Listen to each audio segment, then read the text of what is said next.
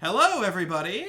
Oh, wow, the cameras are actually pretty close to being right, which is considerably surprising. Let me see if I can... No, not that. Oh, wait, I might be able to fix it with, like one button. Yeah, that's pretty good. I'll have to adjust a couple on the fly, but this is better than usual.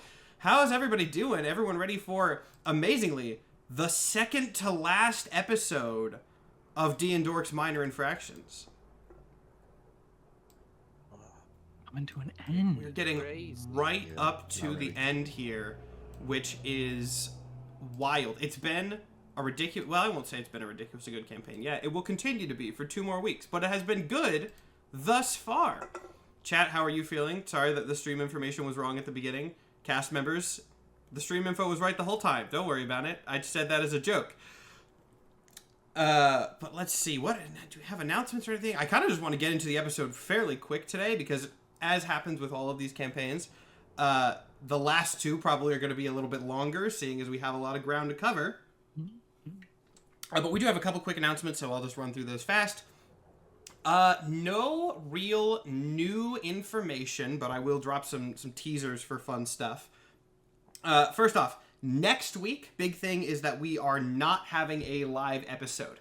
There are schedule conflicts for next week, so you have an extra week to... Nikhil, you're doing thumbs down. Nikhil, you're the one with the schedule conflict.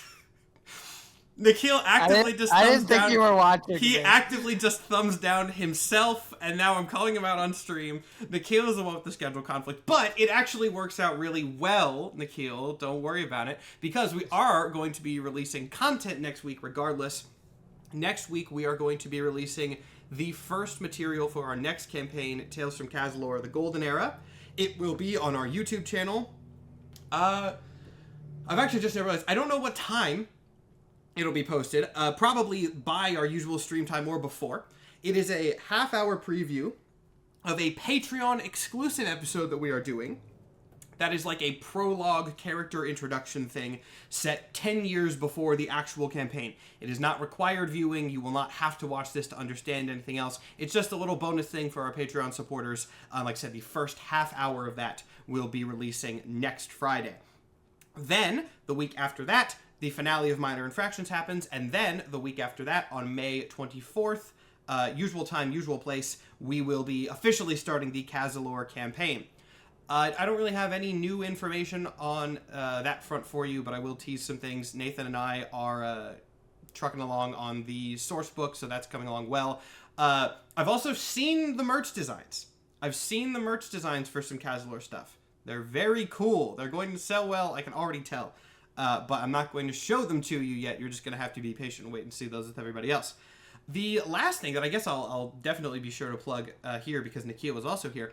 On the 25th, both Nikhil and I are going to be part of a big stream thing, which I'm pulling up the details of it on Discord. This is a charity event that has been put together by Comic Drake, featuring like 30 or 40 comic content creators around TikTok and YouTube. It is a charity thing for the Cancer Research Institute. That's the organization. We are all going to be playing Fortnite Duos modes starting at 3 p.m. Saturday, May 25th. We're all doing one collective fundraiser. You can donate on any channels, but it's all going to be going to the same place for the Cancer Research Institute. Nikhil and I are a Duos team. Nikhil's never played Fortnite before in his life. I'm going to teach him how to play it tomorrow, not on stream. I'm just going to teach him how to play it so that we don't absolutely get deleted by other people who are better at the game than us. But Panda Red's also going to be there. A whole bunch of people from around. The list is, if you go to Drake's socials, the list is up there. It's massive.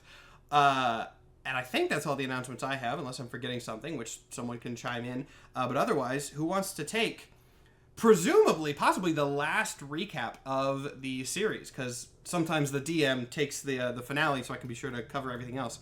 So who wants to do quite possibly the last one?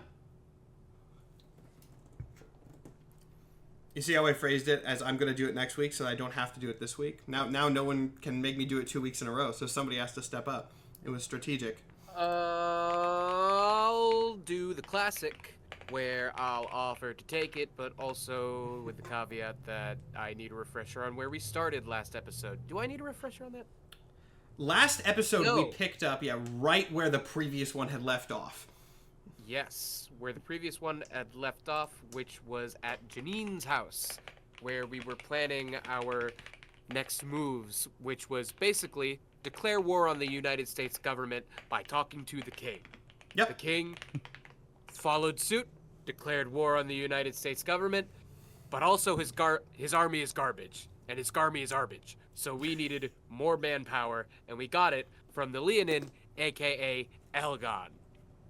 It was a peaceful meeting until Elgon did a whole bit where he psychologically tortured Iggy by revealing his tragic backstory of his brother having been killed in an effort to make his brother into a necromancer in the line of Elgon's duty, hence why Iggy left, and now Elgon was being very shitty about him coming back. So long story short, we had to fuck him up. And fuck him up we did, specifically Iggy, by exploding him with his hand. It was so cool. Iggy did a whole-ass anime finisher.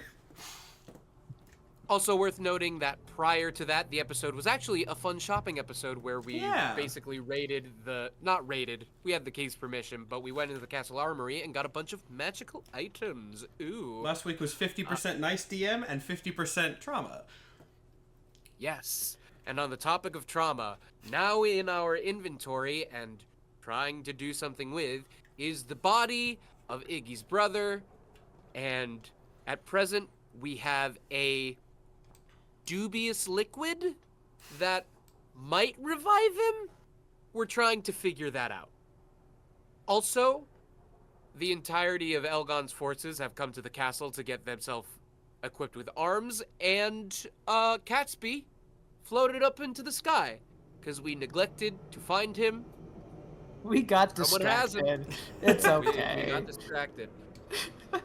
A lot happened, but I think I got it. I think you did pretty good, and we're going to pick up actually right at something that you said, which makes perfect sense. Last week, I believe we ended on something of a party split with Iggy and Janine having a nice moment, and Ratch and CL not being shown, but presumably dealing with a horde of angry goons raiding a treasury or an armory. Jess, I you have mean, something? not angry. Not angry, but... Really quickly, before we went with the recap, we also said we were leveling up to level 9, correct? Oh, yeah. That's important for our 9? audience to know. I think 9. Oh, I think I've been one behind. Nope, no, we're we good. should Oh, be no, able to- he's... All right, cool.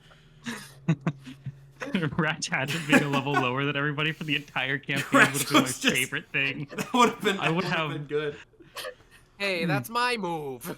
That would have been $5 That is content. also Mike's move. You can't steal Mike's bit.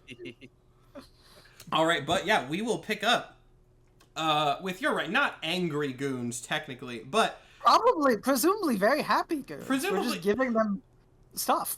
see, here's the thing. The way that your invitation to go to the armory was phrased was basically just, I guess, capturing their boss, not killing their boss. Are you just... That's a great question, but we need to address before we start. What are you doing with Are you just bringing him? We said that there was probably a prison in the castle, and then we promptly never discussed him again after getting there. So I assume we dropped him somewhere. He's your ward. We don't presume. What are you doing? You have a man. What are you doing with him? Well, no, because he wasn't with us in the library and stuff, so I have to assume, just off camera, we must have put him in the prison we talked about. Yes, oh, you know, did. wait, We yeah, did talk about a prison. He was left. Okay. This actually is coming back to me now. In that case, yeah, the last thing that was said was you guys kind of just telling these goons to go to the castle and get loot. They're all a bit confused and a bit scared because you just beat their boss up. But yeah, let's zoom back in to a decently large group of assorted thugs, just kind of with no warning to the guards or castle, approaching the castle. Ratch and CL, I assume that you guys are awaiting them, mostly because it would be absolutely wild if you weren't. Okay. Then yeah, you guys can be inside the gates, outside the gates, wherever you choose, but you see this large group of thugs, probably at least, I would say at least like 50 guys. Led by Batsby? Yeah, led by Batsby. Lovely. led by Batsby. Grustin is there. Triffin is there. Javis is dead. But they're all slowly approaching the gates, looking very, very boisterous as they're going to go get loot. I don't have any AOE. Mayonnaise? What do you need an AOE for, Mike? No, like AOE announcement things, any way to make my voice louder, which probably wouldn't be necessary once they get Yeah, I don't think... I'm just going to ask whatever gatekeeper there is to open the gates. Okay, by decree. You go over to the gatekeeper, and he's like, I don't know if we should open the gate. Typically... We had angry mob training in my guard orientation. I'm gonna hold up the ring Jadine gave me with the knight signet and be like, by decree of one of the, to my knowledge, 2 knights in this world, open the gate. Give me a persuasion check, because you are still getting him to open the gates to an angry mob. But, or what he that sees is a 28. He looks at the 8-foot-tall Minotaur telling him to open the gate. He looks at the 50 approaching thugs and does open the gate because, of course, in that situation, this one man is going to open the gate. So yeah, he opens it up. After a few moments, the horde of people approaches. Batsby at the front. They're all very helpfully. They're all chanting, "Take the loot! Take the loot! Take the loot!" Okay, CL is going to, at whatever point in front of the crowd, there is an elevated surface, a makeshift stage, kind of. Mm-hmm. CL is going to get up there and, like, put his hands out, signaling, like, stop, there is an announcement, and hopefully Batsby's a good enough ringleader to get his men to stop for a sec. The men... silence after a second. One guy keeps chanting for another cycle or two, and then the guy next to him slaps him in the back of the head, and the whole crowd goes quiet. Greetings, ruffians, thugs, and assorted hooligans. That might be the episode title already. I really like that. We'll see if we get something better, but that's in the running. Continue. I would cheer if somebody called me that. An assorted hooligan? Do they cheer at the Sure, why not? The DM cheered, they can cheer. This does not instill confidence in CL. Welcome to what is surely an unfamiliar environment, so let's go over some ground rules. Nothing looters love more than ground rules. Our riches, certainly to you, will seem infinite. They are not. So, when we get to the armory, settle down. When we get to the armory, 1 item per person. They are not all combat items, but you get what you get, and if you get upset, you die. One of the guys raises his hand. Yes. Can I have 2? Why would you get 2? Because I got 2 hands. Look to the person to your right. He looks to the person to his right. Do they have 2 hands? The person to his right has a hook for a hand. Look to the person to your left. He looks to his left. He's standing on the far left edge of the crowd. There ain't nobody over there. 1 item per person. If someone tells you 2, they're lying. If someone tells you 2, tell me. Report them to me. I will deal with it. 1 item per person until further notice, and if you bitch, I don't care. Any questions that are not stupid? No, I think I got it. Excellent.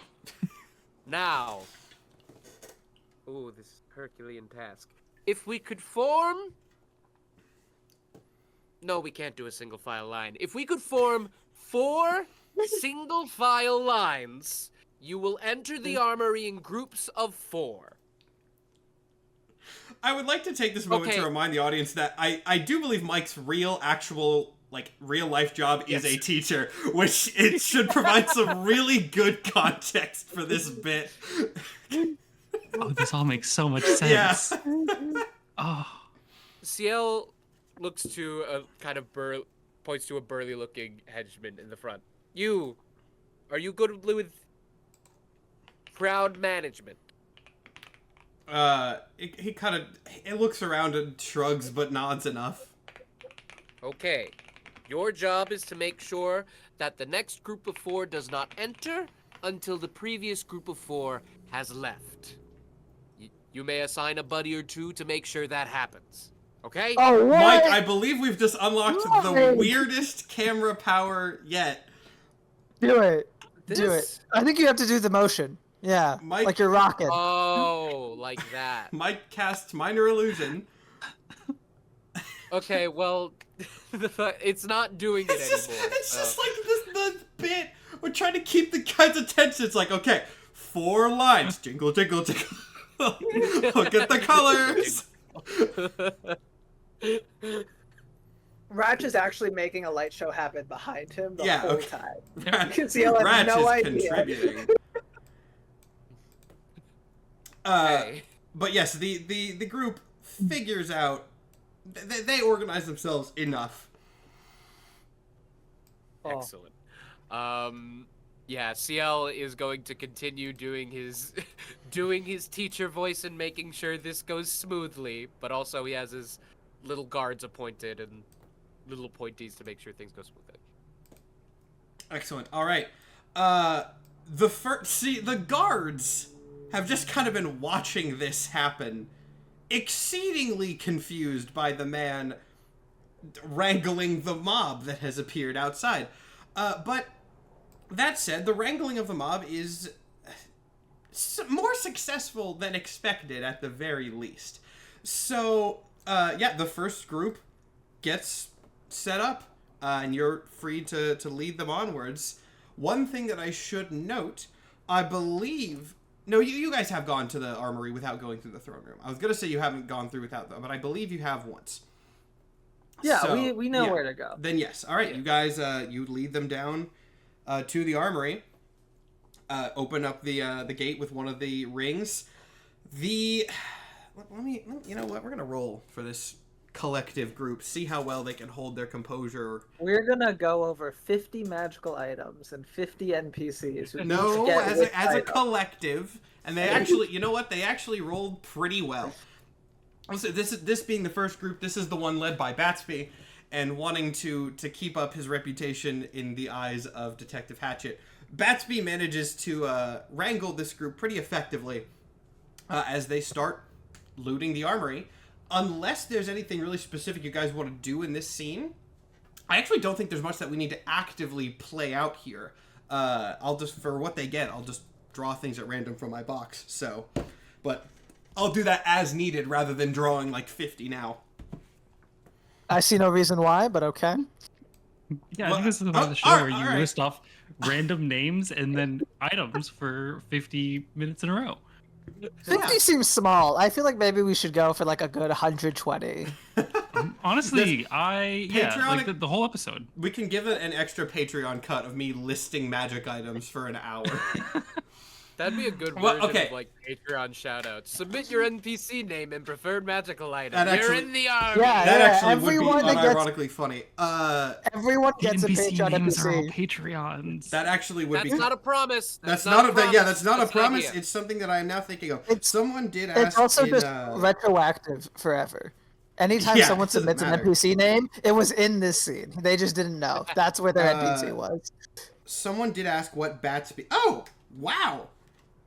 Okay, perfect. Someone asked what Batsby gets, and That's important. he did get. Or I was looking through the deck here. There is an item called the Staff of Striking, which, I mean, Yeah, if that's let's gotta be go. what he gets. So. Stavsky. It can be wielded as a magical quarterstaff, grants a +3 to attack and damage rolls. It has 10 charges. When you hit with a melee attack, for each charge you expend, the target takes an extra 1d6 force damage. Yeah, so he basically just has like a mega bat now. Funny enough, this is sort of Gambit staff if we take Gambit as a professional stick hitter, which is a bit that no one will get except for Nikhil. But yeah, Batsby, there we go. Batsby now has his beefed up bat, his Staff of Striking. And there we go. Now, There is one other thing that we have to determine before we really get into the new events of this episode. That being CL and Iggy. Not CL and Iggy. Janine and Iggy. Where was your conversation at the end of last episode happening again? I think it was at the castle, wasn't it? I think it was. It was in the bong room. Yeah, we were in the bong room. That's You were in right. the bong We were in the room. bong room. Right. Previously bong room. Well, I mean, there's still bits. Shattered bong room. So I mean, shattered bongs, plural room at this point. God, I hope this is no one's first episode. But an interesting little feature of this is that you guys were in a fairly central room, right? That was described as being nearby the throne room. And CL and Ratch, you guys are underground, or at least very deep in the center of the castle at the armory. Which means I don't think any of you would have heard or seen Catsby's abduction necessarily. Because Catsby, again, got sort of vacuumed up into a rapidly growing hole in the top of Spondylix. However, all of you definitely do feel the quakes of the giant rock chunks falling from that hole. And I think that's where we'll pick up. You guys, in your respective places, fall, or you feel these rock chunks fall. If you're all rushing out to see what it is, which you don't have to, but we'll say that you guys come out in the courtyard at roughly the same place and all reunite just for the sake of time. We leave the goons? Or the goons come too? We're skipping We over have the responsible goon goons. loot. Oh, that too. I don't think anyone necessarily wants goons. No one outside of maybe some Patreon weirdos want an hour of goons looting an armory. I like different things out of D&D, I guess, than others do. Because I think this should be 50 goon names, followed by the party, followed by 50 goons for the entire episode. Maybe, I think that's what we should do. You know go what? with what Okay, chat- you know what? We have to do the actual episode. For every sub that I get to my Twitch on this stream, during the after show, I will add one goon name and one magic item pairing. For the after... That's a promise. Every sub that I get during this, I will have a counter at the end. I will check it. It'll be in the after show. Moving on. Anyway, Anyway, we show up at a courtyard. You show up in the courtyard. Lovely. There are guards running around like crazy. The castle being in the center, I don't think the rocks are immediately visible, like the chunks that have fallen to the ground, because it's a little bit higher up. But you definitely can see, if you look around in the sort of glow of the seed light illuminating the top, you can see that there is a hole there, a gap that was not there before. There is no light coming out of it immediately, but you can see that something has changed, and presumably that that earthquake was something related to that. How common is This has falling? never happened before, at least not in recent memory. At least, like, recent memory of the nation. I would like to... I don't know if it would be perception or investigation, since how far I am away from the hole, but I would like to see if I can get any more information. Yeah, give me an investigation check. Well, perception's probably fine. I think investigation is more close up. Can I do perception as well? Yeah, go for Same. That's a 15 for me. it. 15, 23. 23. 24. Sorry, not to one up you. Screw you, Ratch Hatchet. Janine gets great input. CL, did you want to do it as well? yeah, we can. I'm sorry, I was watching the hype train. What are we doing? Yeah, no, I just made a ton of money actually, so this is totally worth it. Thanks, guys. This was again 100% worth it for me. Do you want to do a perception check on the hole to see if you can get more information Yes. as to what's up there? No. Well, my perception's pretty good. Let's see. What does a 17 get me? Not as good as a 24, Oh, fair enough. but Or 23, maybe. or 23. Okay, you know what, Ratch, you can tell from like the shadows and the light flickering from the seed light up there. You can definitely tell that this is not just like a patch of rock that is fallen or a clump. There is definitely like a shadow that extends upwards, implying that this is a tunnel that has gone up. Let's see. That might actually, even with a 23, that might be all that you're able to get at this distance. It is not right above you. It is off there, off several miles off. But yeah, actually, I think as unhelpful as that is as a DM, I think that's probably all you can get, is that this is definitely a tunnel, not just a chunk that has fallen. I will say it is notably not from the same side as the cavern where the arcane core is. The arcane core is off on like to your right. The big hole is off to your left, which is notable. It does not seem like it's come down from that cavern.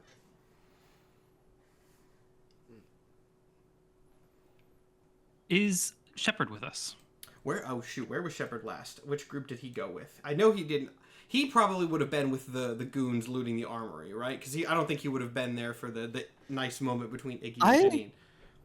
I want to say that he's not been around for a bit. Because I know what he's doing now. I'm just trying to remember where he split off. Because he shot a bunch of people at... Oh, yeah. We now have cell phones. One. Oh, you're right. He did split off. He does have a... Call him. Also, can I have my ring back? Oh, yeah. Sorry, I forgot we're together again. Yeah. Ratch gives back the ring. Yeah, Shephard is regardless nowhere to be found. That was not the change. He has gone off somewhere while you guys were getting the stuff ready with Elgon's boys, Lionheart Solutions, or whatever Janine wants to name it at this point, now that Janine is functionally in charge. But you are welcome to call him up. That's what I missed in the after show. Janine did a corporate takeover. Yeah, we did. Fuck with a secretary. Yeah, let's call Shephard. I mean, he's from the surface. The surface is in the direction of that thing that just happened. Let's see if this is normal. Okay. So who has the phone? Like, who's actually making this call? I think I do. I think it is. If I remember correctly. Mm-hmm. So yeah, I would like to FaceTime him. You know how to okay. Does Iggy know how to FaceTime something? We'll say Shephard. I'm assuming he showed us how to use it. We said that Shephard let us know how to communicate. Yes. We did not specify how. It could have been through the mechanism of FaceTime. I think Shephard showed you how to FaceTime very quickly. If you had understood phones and had context for them prior, it would have been very obvious that he did not really want you to call him that way. But you don't have the context for that, and you're like, oh, well, this is face. That's probably better. So you click on that. Okay. After a moment, Shephard answers the phone, and you see, here we go. Yeah. Here we go. Shepherd's face at a reasonable distance appears from the phone and goes, yeah, this is Iggy, what the hell are you doing? No. Did you, is this work? Can you hear me? I can hear you, and I can see directly up your nose. I can't see. Do I? Hold. Anyway, did you see what happened? Yeah, this is fine. We'll just talk like this. I'll just pretend that I can't see. It's okay. Yeah, I saw what happened. That might non-zero chance that might have been my fault, sort of indirectly. What did you do? Remember how you discussed during the discussion about wanting to call some backup, we discussed me possibly calling my organization, and I said it wasn't a good idea. I did call to brief him anyway. Why? So you think this is your people? I think it's entirely possible that it could be, yes. Should we try to rendezvous with them, or? Yeah, that might be the best option at this stage. I know I said this earlier. Shephard's tone is obviously a little bit more, not shaken, but less calm than usual at this. I was like, yeah, I know I tried to convince y'all to sort of not be involved before. That didn't go too well. My professional recommendation would just be to make sure everybody's okay after that little rock fall. Try to prepare for the arcane core if they arrive inevitably. Just sort of let me handle this one. Do we need to worry? So sorry. I was gonna say, you don't want us to meet up with you? Before he says his next thing, roll an insight check. Just for anyone who's listening to this and trying to analyze, can roll an insight check. 6. 6. 22. 22 is much better. Actually, a 19. 12. All right, Ratch gets the highest on this one. Shepherd pauses at Janine saying, like, should we be worried? He's like, no, it's fine. I will take care of it. I mean, yeah, he's clearly lying, not just in a sense of, like, with the 22, Ratch, I will give you a sense of, like, even if Shepherd takes care of it, it's still probably bad for you guys. Like, you get the sense that he's very much, like, in his mind, there's no good option at this point. You're not really sure why he thinks that, but there's definitely something in his voice of, like, this is maybe a time for you guys to bail entirely. Well, he's thought that the whole time. So. Iggy, you really don't have to keep holding the phone like that. Look, are you guys near where Catsby got? Whoop. Gatsby got what? Gatsby got what? You not We is that didn't- not why you're There- calling me? There was a hole above us. Yeah, That's the why hole. we're calling. Yeah, there was a hole, and then you didn't see the cat get sucked up in there. We were on very the cat. busy. There's goons now with many weapons.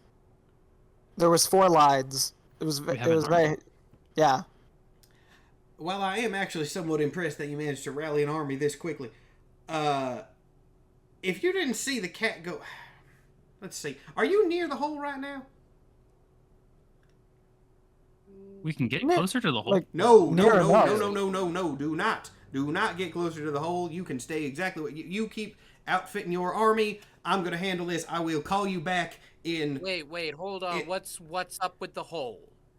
Will something come out of the hole? We kind of need to be briefed on the hole, even if we're not going there, Shepherd. Look, Is it possible more of us go up? Is it gonna suck more people up?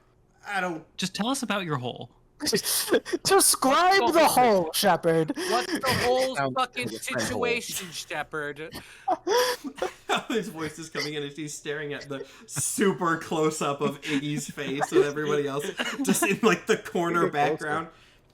Look, I told you at the beginning of this that my organization was trying to did I tell you my organization was trying to find Catsby as well? Is that information that you were privy to? I mean, I think we kind of gathered I that. figured I as mean- much. I Yeah. just wanted to be sure. Oh. We found Didn't him. mean to. We found him. I was supposed to extract him in a non-disruptive sense before the Arcane Core could get there. That has not gone well. The extraction has thus progressed to what I will go ahead and call Stage 2. They're wanting Catsby. They don't want anybody else here, as far as I'm aware, so just stay away from that. Continue with your plans. Let me handle it. Right. But stage 2 of how many stages? That's an excellent question. How about this? What is the end goal with Catsby? Are they That's- going to contain? Are they going to use? Iggy, put the goddamn phone away from your face for a second. Just put it on a ledge or something so I can address all y'all. I assume from Jake's very shaky cam that he's like, you know what, good enough. The upside down face of Shepherd, very like serious for a second, goes, look, I told y'all many times that, well, I might not have said it directly, but I'm not necessarily the good guy in this situation. I do feel pretty clear saying that I am not the worst guy in this situation, but some bad things are going to happen regardless of which side comes out on top here, I fear. If you just let my people do what they need to do, it'll be faster. Why do you never just answer questions? You know how much time we'd save if you just would answer the questions to begin with? Long time ago. I mean, do you want me to tell you that my boss will probably kill you if she sees you get directly involved? Is that what you want me to say? It's helpful to know. That is actually great to know. Is it helpful? It is incredibly helpful to know. Typically, people Yes, don't. thank you, Shepherd. You know what? Actually, He pauses for a second. He goes, typically, people do not find mention of death extremely productive. Then you see him pause as he flashes back to the so many times that the mention of people dying has been directly helpful over the course of this campaign. And goes, okay, fine, I stand corrected on that point. Yeah, my employer is not most rational when it comes to getting her hands on things she desires. That is why I often go to places in her stead. She will, let me put it this way. The Arcane Corps is just going to swoop in here, take what they want. That's going to be the end of it. That's the only option. It's plan A. There is no plan B. On my side of things, I'm plan A. Plan B's worse. If we can just have me as plan A handle things peacefully, we won't have to progress to plan B. Well, okay. Sure, but it does seem like they're already on Plan P. Let's call this plan A.5. That, Letters and numbers. yeah, Shepherd, so you think if we stay out of your way and Narthex is allowed to go after Catsby, that there will be less collateral damage? Oh, 100%. I can, well, near guarantee. I can near guarantee that much for you. You're doing great down there. You've got an army. Everything's going fine. And you alone can guarantee that you will try to preserve Catsby's safety? I will try to preserve the safety of the kingdom down here. Question for the team. Sorry, I wasn't around for a lot of this. I was at home.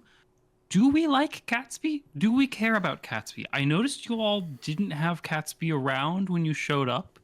Do we care what happens to Catsby? Did my wife like Catsby? Your wife was Your a fan wife- of Catsby. Well, hang on. Your wife, I mean, yes, probably. On a personal level, I don't. Iggy cares.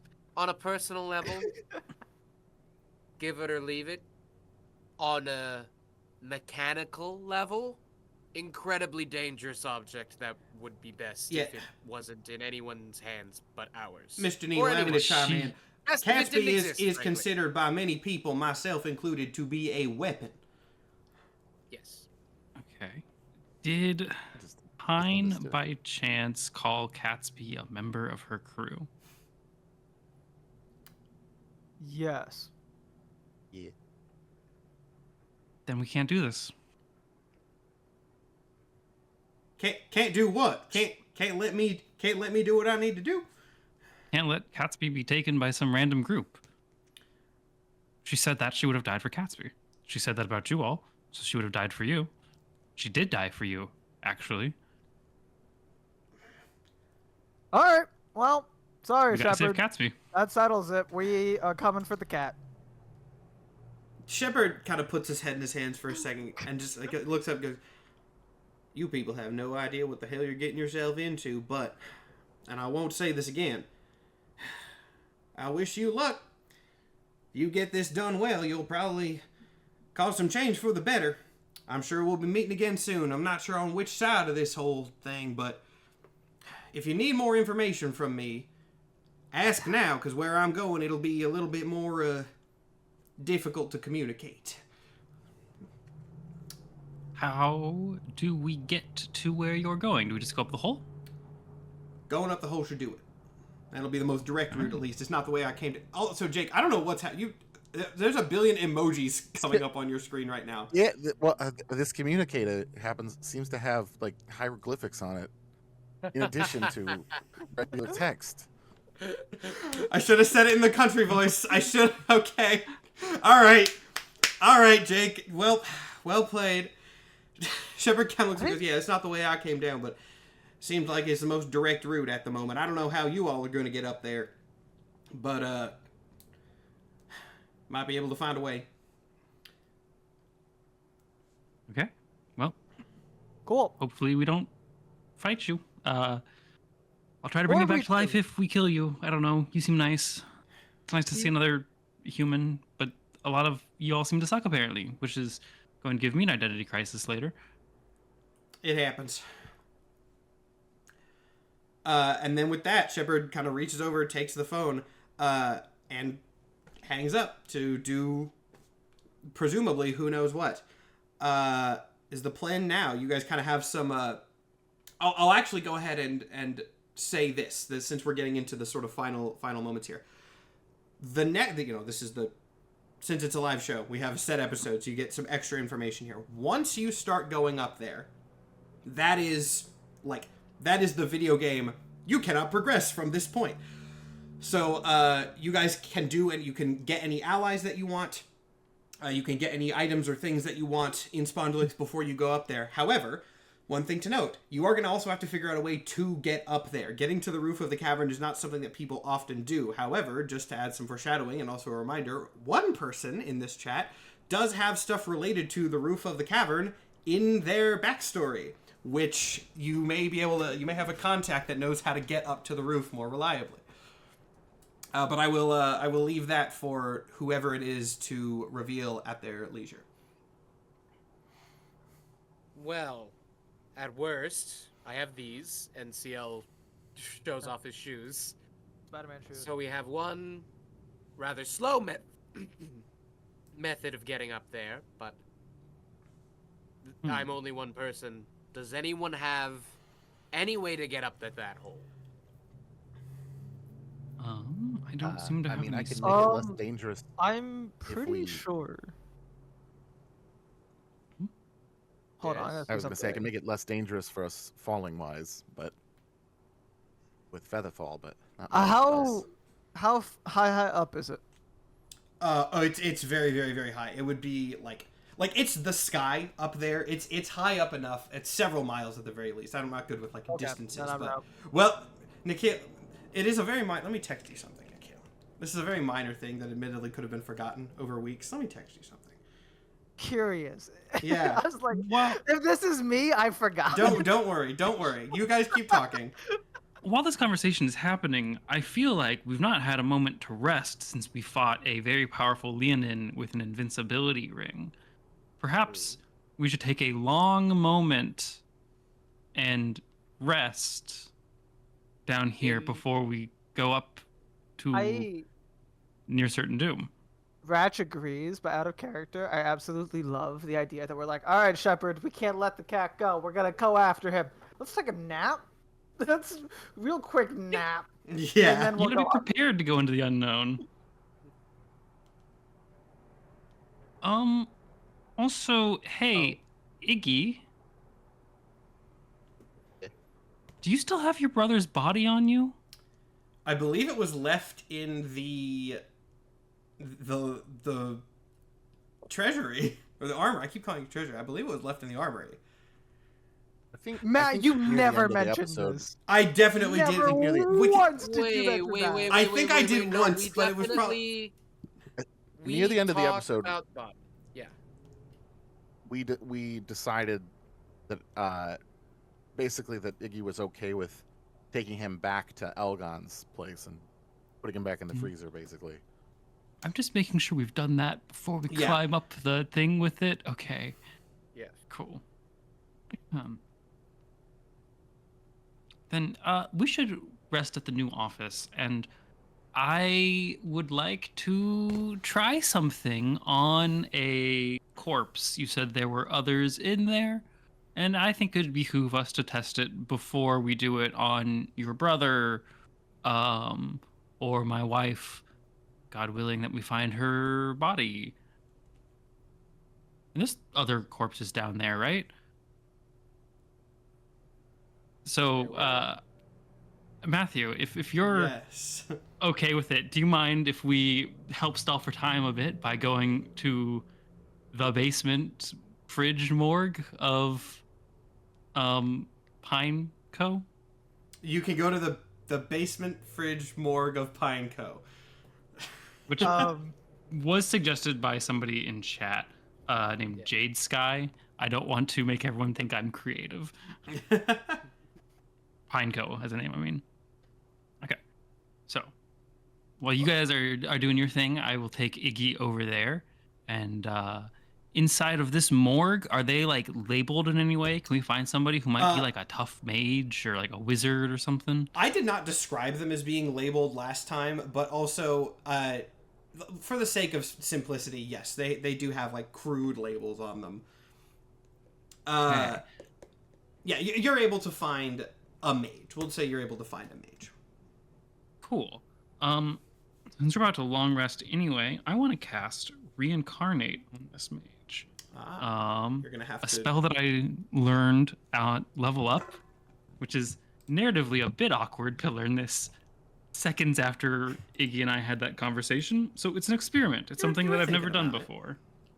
And so for the spell, I roll a D100 in a moment. But it says touch a dead humanoid or piece of a dead humanoid, which means we could also resurrect Valentine if we wanted to, because we have a small piece of Valentine. Absolutely, we are Gross. not gonna do that. Ratch would rather die, but I love the concept. Well, we could just bring it back. And that's true. And it says, provided that this creature has been dead no longer than 10 days, but you mentioned that this room was basically casting gentle repose on Yes. repeat, so that's not an issue. The spell forms a new adult body for it and calls the soul to enter that body. If the target's soul isn't free or is unwilling to do so, the spell fails. Okay. Wait, did Janine get this spell by leveling up? Yes. Because this Ah. this is the one where like the body is not the same, right? It's Mhm. different. Yeah. Yeah. It's basically just building a new body. I have a Yeah, table but to roll a it's D100 on to figure out randomized. what. Yeah. Yeah.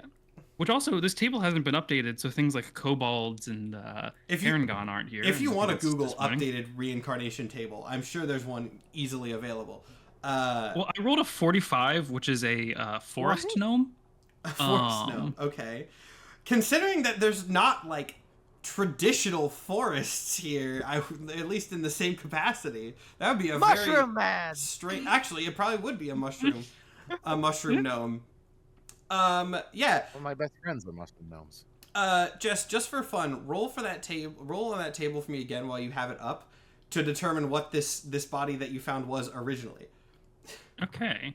Originally, this was a dragonborn. Oh God.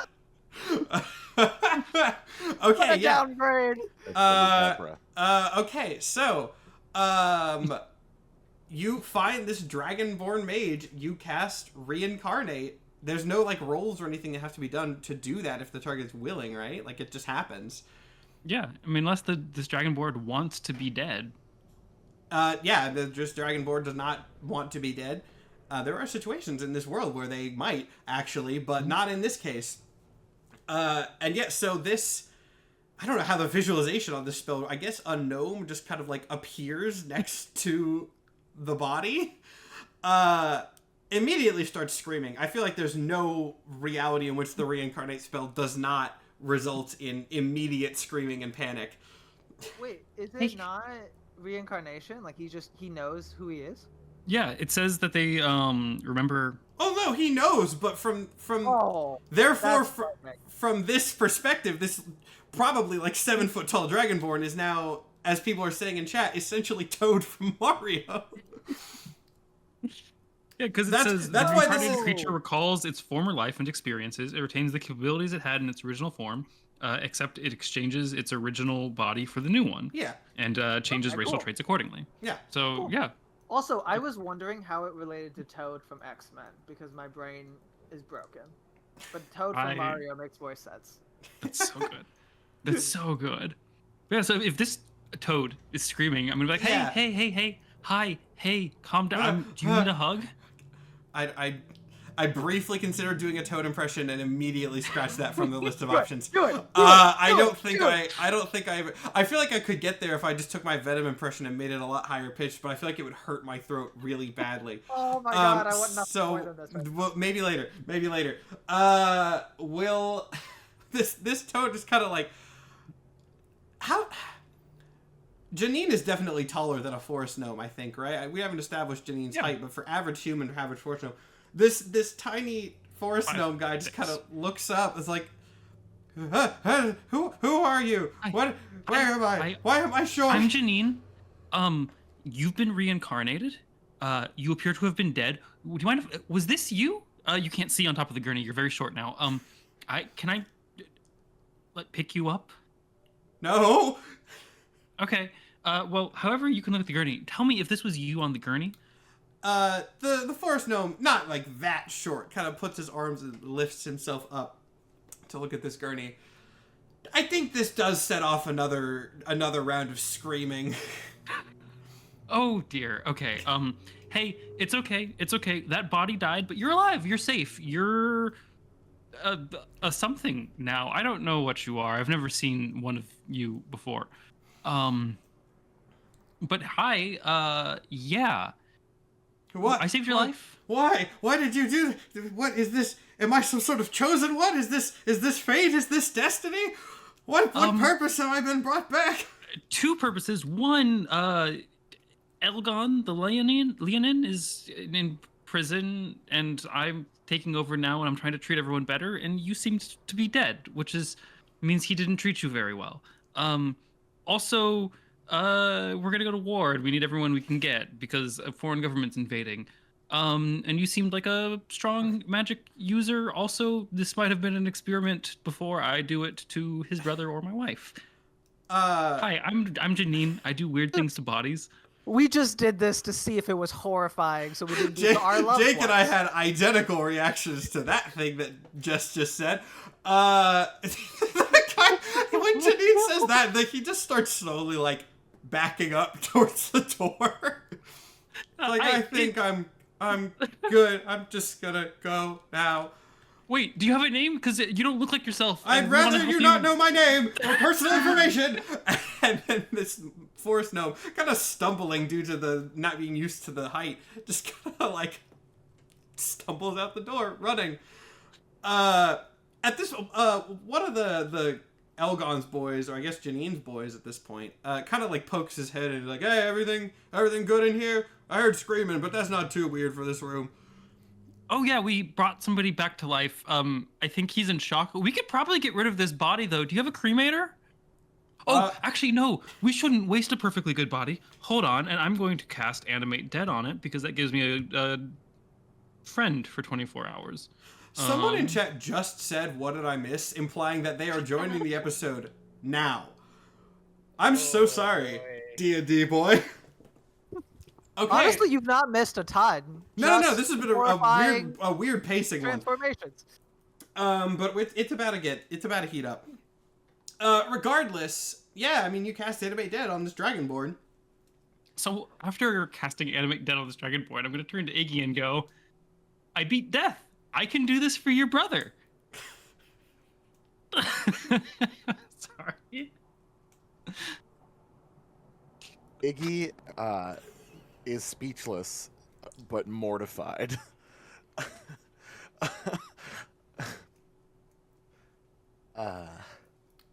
Your mic somehow muted, Jess. Death means nothing now, Igneous. You can have your brother back, and I can have my wife.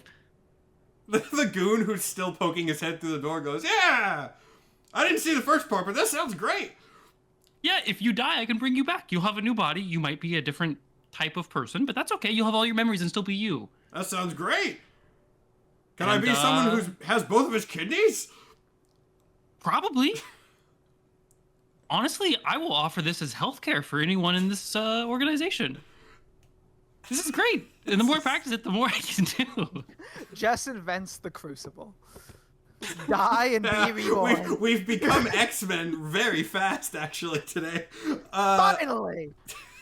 And it wasn't even Nikhil that did it. Biggest X-Men fan in chat, obviously. Yeah. This girl. Okay. Life insurance, more like lives insurance, I guess. But, I mean, yeah. How does this fuck with the whole potential thing? That's a good now question. She's creating potential. That's a good question, actually, and that will be revealed later when I decide. That's a wonderful idea. Wonderful question that I'll figure out the answer to over the next 2 hours or so. I mean, are you guys doing anything else with this, or is that the scene? I could do this for your brother tomorrow. Janine, I appreciate your enthusiasm. I just found out that his body still existed like a couple hours ago. And now you're talking about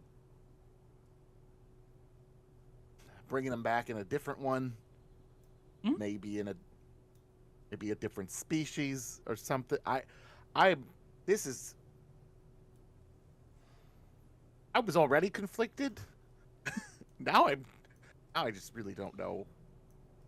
I thought the issue was that we didn't know what the thing did. I'm sorry. I mean, that's valid. I just I'm very confused. Okay, well, you think on it. There's no pressure. There's a lot of bodies down here I have to get through. And I can only seem to do one of these a day for now. The goon Eventually death chimes in. depending He's on- like, yeah, is there like a form I gotta fill out? I mean, you work here, right? Yeah. Yeah, if you die in battle, I'll just cut your hand off and I'll bring it back here and I'll bring you back. Sweet. He turns to Iggy like, this seems like a great deal, man. I'd take it if I were you. And then he walks off. Iggy is like almost imperceptibly scooting backwards. Slowly. Holy fuck. I love how terrifying Janine has just rapidly become. Her wife just died No, and I she mean, started a war. She's I'm not doing I'm not okay. criticizing it. It actually makes a surprising amount of sense, and it works. It works very well.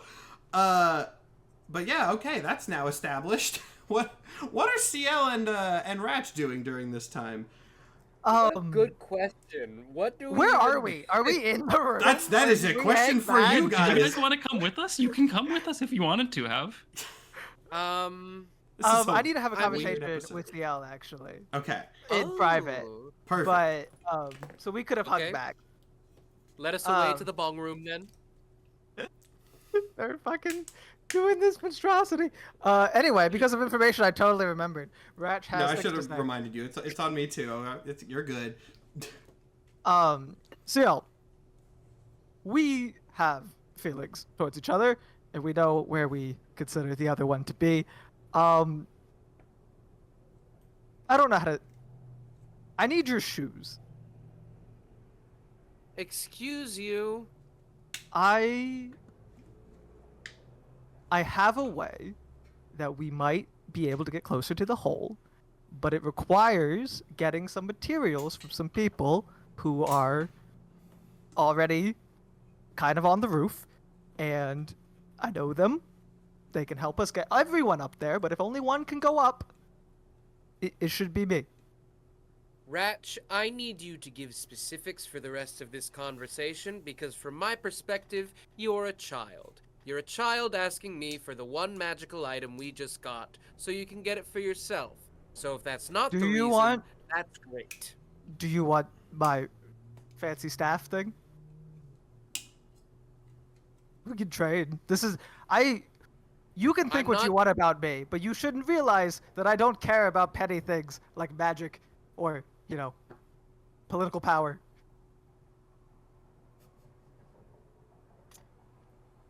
That works as collateral. I give Would the you stuff. care? Hang on. CL pushes the staff away. Could you expound a little more on your people? Are you telling me that you know people up there? Not all the way up. What? Have you ever been to the circus? The fuck's a circus? Well, it's a nice little place. Actually, if we're being honest, it's a hive of scum and villainy. But in general, it's you go, you watch some shows. There's performances. It's nice. It's also located on the ceiling. What? The ceiling? The ceiling of the You can roll a history check, CL, if you want to know sort of like rough. I don't think CL would have a lot of experience with this, but this is a world building thing technically. Ooh, history is... That's gonna be a 21. Oh, 21. Okay, yeah, you probably have heard at least a little bit about this. There is a traveling circus in Spondylix and the surrounding caves. I will leave it to Nikhil to name it if he wants, because it is tied to his backstory. But yeah, the tent for this circus as one of their gimmicks, and to make sure that they're visible, the tents are mounted upside down, hanging from the roofs of the caverns, rather than on the ground going up. You explained from earlier. This is part of my backstory. Matt added the upside down from the ceiling. I told don't you this remember later. ever discussing that. But he was like, "Oh, someone's connected to the ceiling," but I don't know how. We'll reveal your backstory as it comes. Continue. Okay, I have many questions about this entertainment business venture that we do not have time for.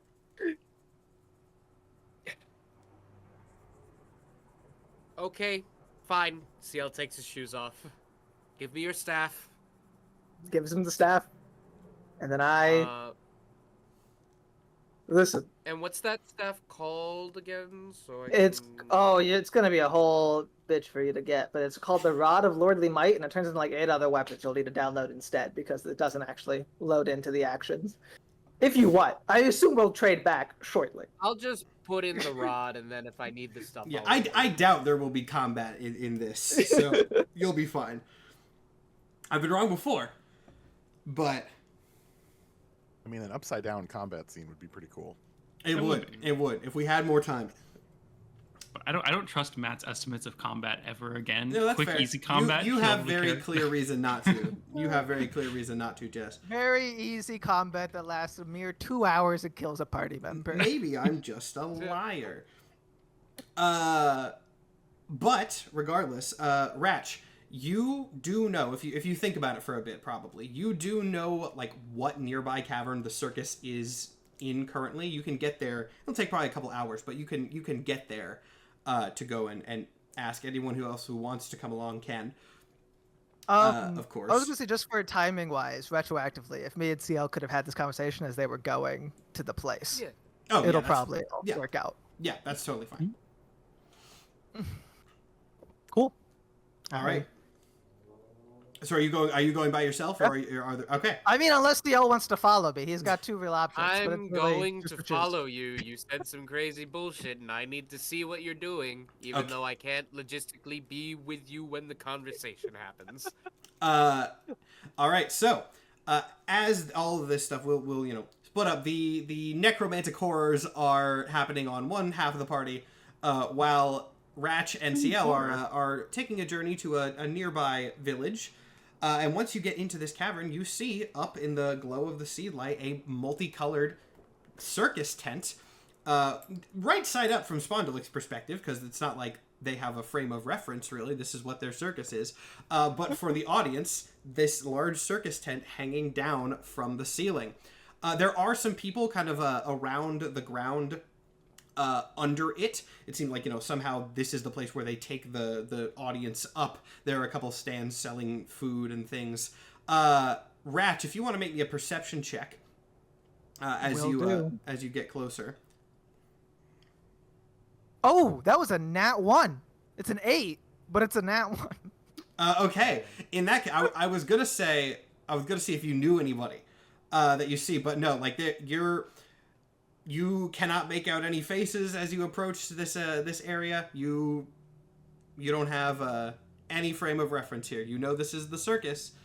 That's it. That's good enough. I approach, I put on the shoes, and I walk up to the circus peoples, and do any of them recognize me as I approach, or no? Roughly, out of curiosity, this is a backstory question that I don't know. Roughly how many years has it been?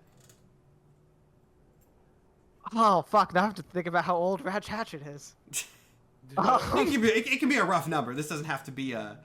I'd say like 15. Okay, so it's been probably a while. It's been a bit. Yeah, most of the people who are down here on the ground are not like the trained performers. They're like younger members, again, like selling snacks and stuff, taking tickets. No one seems to recognize you here. All right, I'm gonna pull one aside and whisper, hoping that CL does not hear. be like, is this Latch's circus? Is he up there? This guy looks confused for a second, but then kind of nods and goes into what seems to be a sort of rehearsed speech. It's like, yes, yeah, this is the incredible Hatchet Circus. We have many performers who you clearly already are familiar with. We have another show happening in just an hour or two that you can go up and see if you buy a ticket, of course. How about instead, I go up and you give my friend a ticket because he's an avid fan of the circus, loves it. It's been his dream. He's dying. It's sad. And then we both go up. How's that? As this is happening, by the way, CL, if you look around the circus, you see various like posters and advertisements for these acts. One of the largest ones features a somewhat familiar-looking minotaur in sort of like this chained up kind of Houdini-esque contraption with large locks on it, strapped into this thing that features two very large axes that seem to be primed to swing down at this man in his trappings. And it says in big letters, see the fantastic escapes of the incredible Latch Hatchet. Just for note there. And then the employee kind of looks and goes, well, you're both gonna have to buy tickets, sir. That's how tickets work. They're very good price, I assure you. Friend, We'll get a ticket. we're not. Well, gonna you have get to get two Incredibly. tickets. We're There's not two gonna of get you. a ticket because we're not gonna give you money. Look at the signs. Mm-hmm. Look at me. Mm-hmm. There is an incredible resemblance there. Yes, that must be why you're such a big fan. I'm gonna pull out whatever business card I've been randomly showing people sometimes and slide it to him very as subtly as a minotaur can.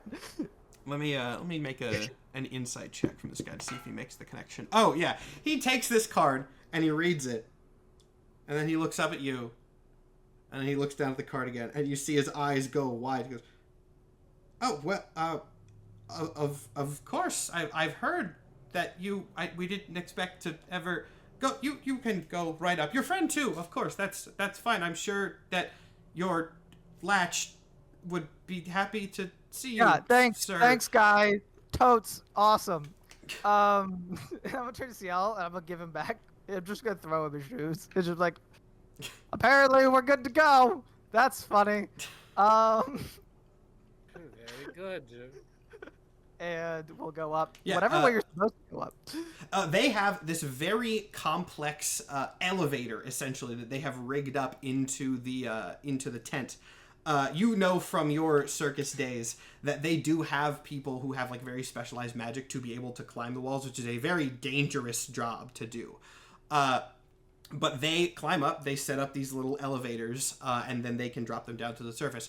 That they are the only people in Spondylix with this kind of tech, which is one reason that the circus is so popular, because just like lore-wise, the novelty of being up at the top is a draw. It's a wonderful. Yeah, so wonderful. you are able to go up on this elevator. It's going to take a couple minutes, so CL, if you want to say anything to Ratch as you go up. There are other people on the elevator, by the way, just random civilians. I want to point out, Ratch, this whole campaign has been completely like composed, bullheaded correctness. This is the most nervous you've ever seen Ratch.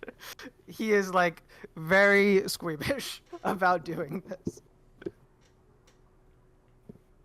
You know, Ratch, I may not have known what a circus was not 5 minutes ago, but this has been incredibly validating for me thus far. Would it be fair to say you were somewhat sheltered as a child?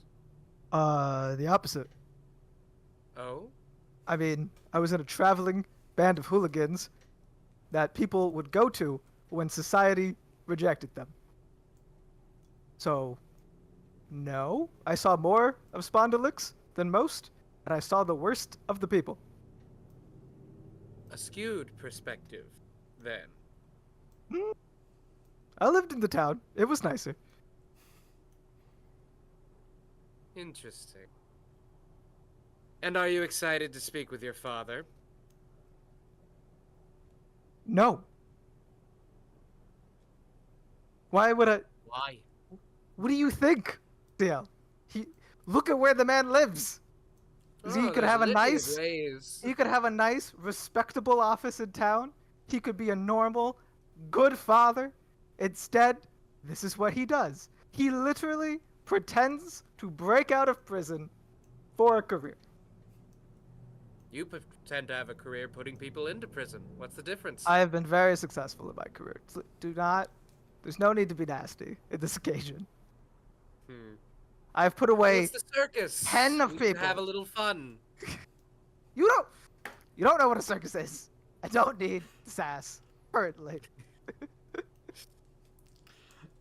At that, you guys arrive. The elevator makes its way up to the top and opens up. This curtain opens in front of you into the inside of a large, again, upside-down circus tent. There are several rings kind of suspended from the ceiling, big stands that are also hanging down. There does seem to be, if you look close enough, I mean, Ratch is obviously familiar with it, a sort of like backstage tent area, which is probably where your father is. There are people milling around. There's some clowns doing, various acts to entertain people until the show proper starts. But yeah, it's a seemingly normal circus up there. Which again, for this world, fairly unique. But CL, this is like... knowing CL, I imagine that this is a very overstimulating environment that you have opened up into. CL was very arrogant about learning all this stuff about Ratch, but it's like, whoa. It's not common to sit under the stands, is it? I mean, if you're at the circus. It's a very bright, loud, and overstimulating place. My instinct is sort of I do think a man like you would like it here. There are lots of people that do the scrambling, jump scurry thing that you do. You'll fit in. The movements on the walls and such.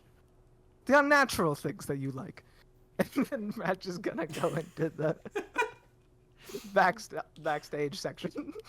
CL follows a few paces behind, muttering, "Just say sneaking. I sneak. Just say sneaking." As you get back into the the performer area, Ratch, you do see a couple people that you recognize. No one seems to immediately recognize you. It has been 15 years. I imagine you left relatively young, so you've probably grown. In my head, I left at 15. Okay, so then yeah, you've definitely grown a little bit. If anything, people possibly do some double takes, like seeing a Minotaur, they're like, "Oh, is that Latch?" But then dismiss it. You do remember the rough layout of this area. You know the area where your father would probably be, but there are other people that you can talk to if you want to try and talk to any specific job or role within the circus. You may do so. I will leave that to your discretion. Who would be responsible? Would I know someone who does the magic that lets people go up the ceiling? Yeah. There's like a setup team. There's probably a word for that, but there's a guy who is kind of in charge of the engineering for that, and you also know where his base of operations would be. Okay, then I'm gonna go to that guy. I don't need to see my dad necessarily. I just need a way to get up the ceiling. Following this CL, following Ratch, you guys run to this area off on the side. Where the tent actually opens up over a somewhat rickety-looking bridge, essentially, that takes you out of the very bright, colorful tent into a much less fancy-looking one.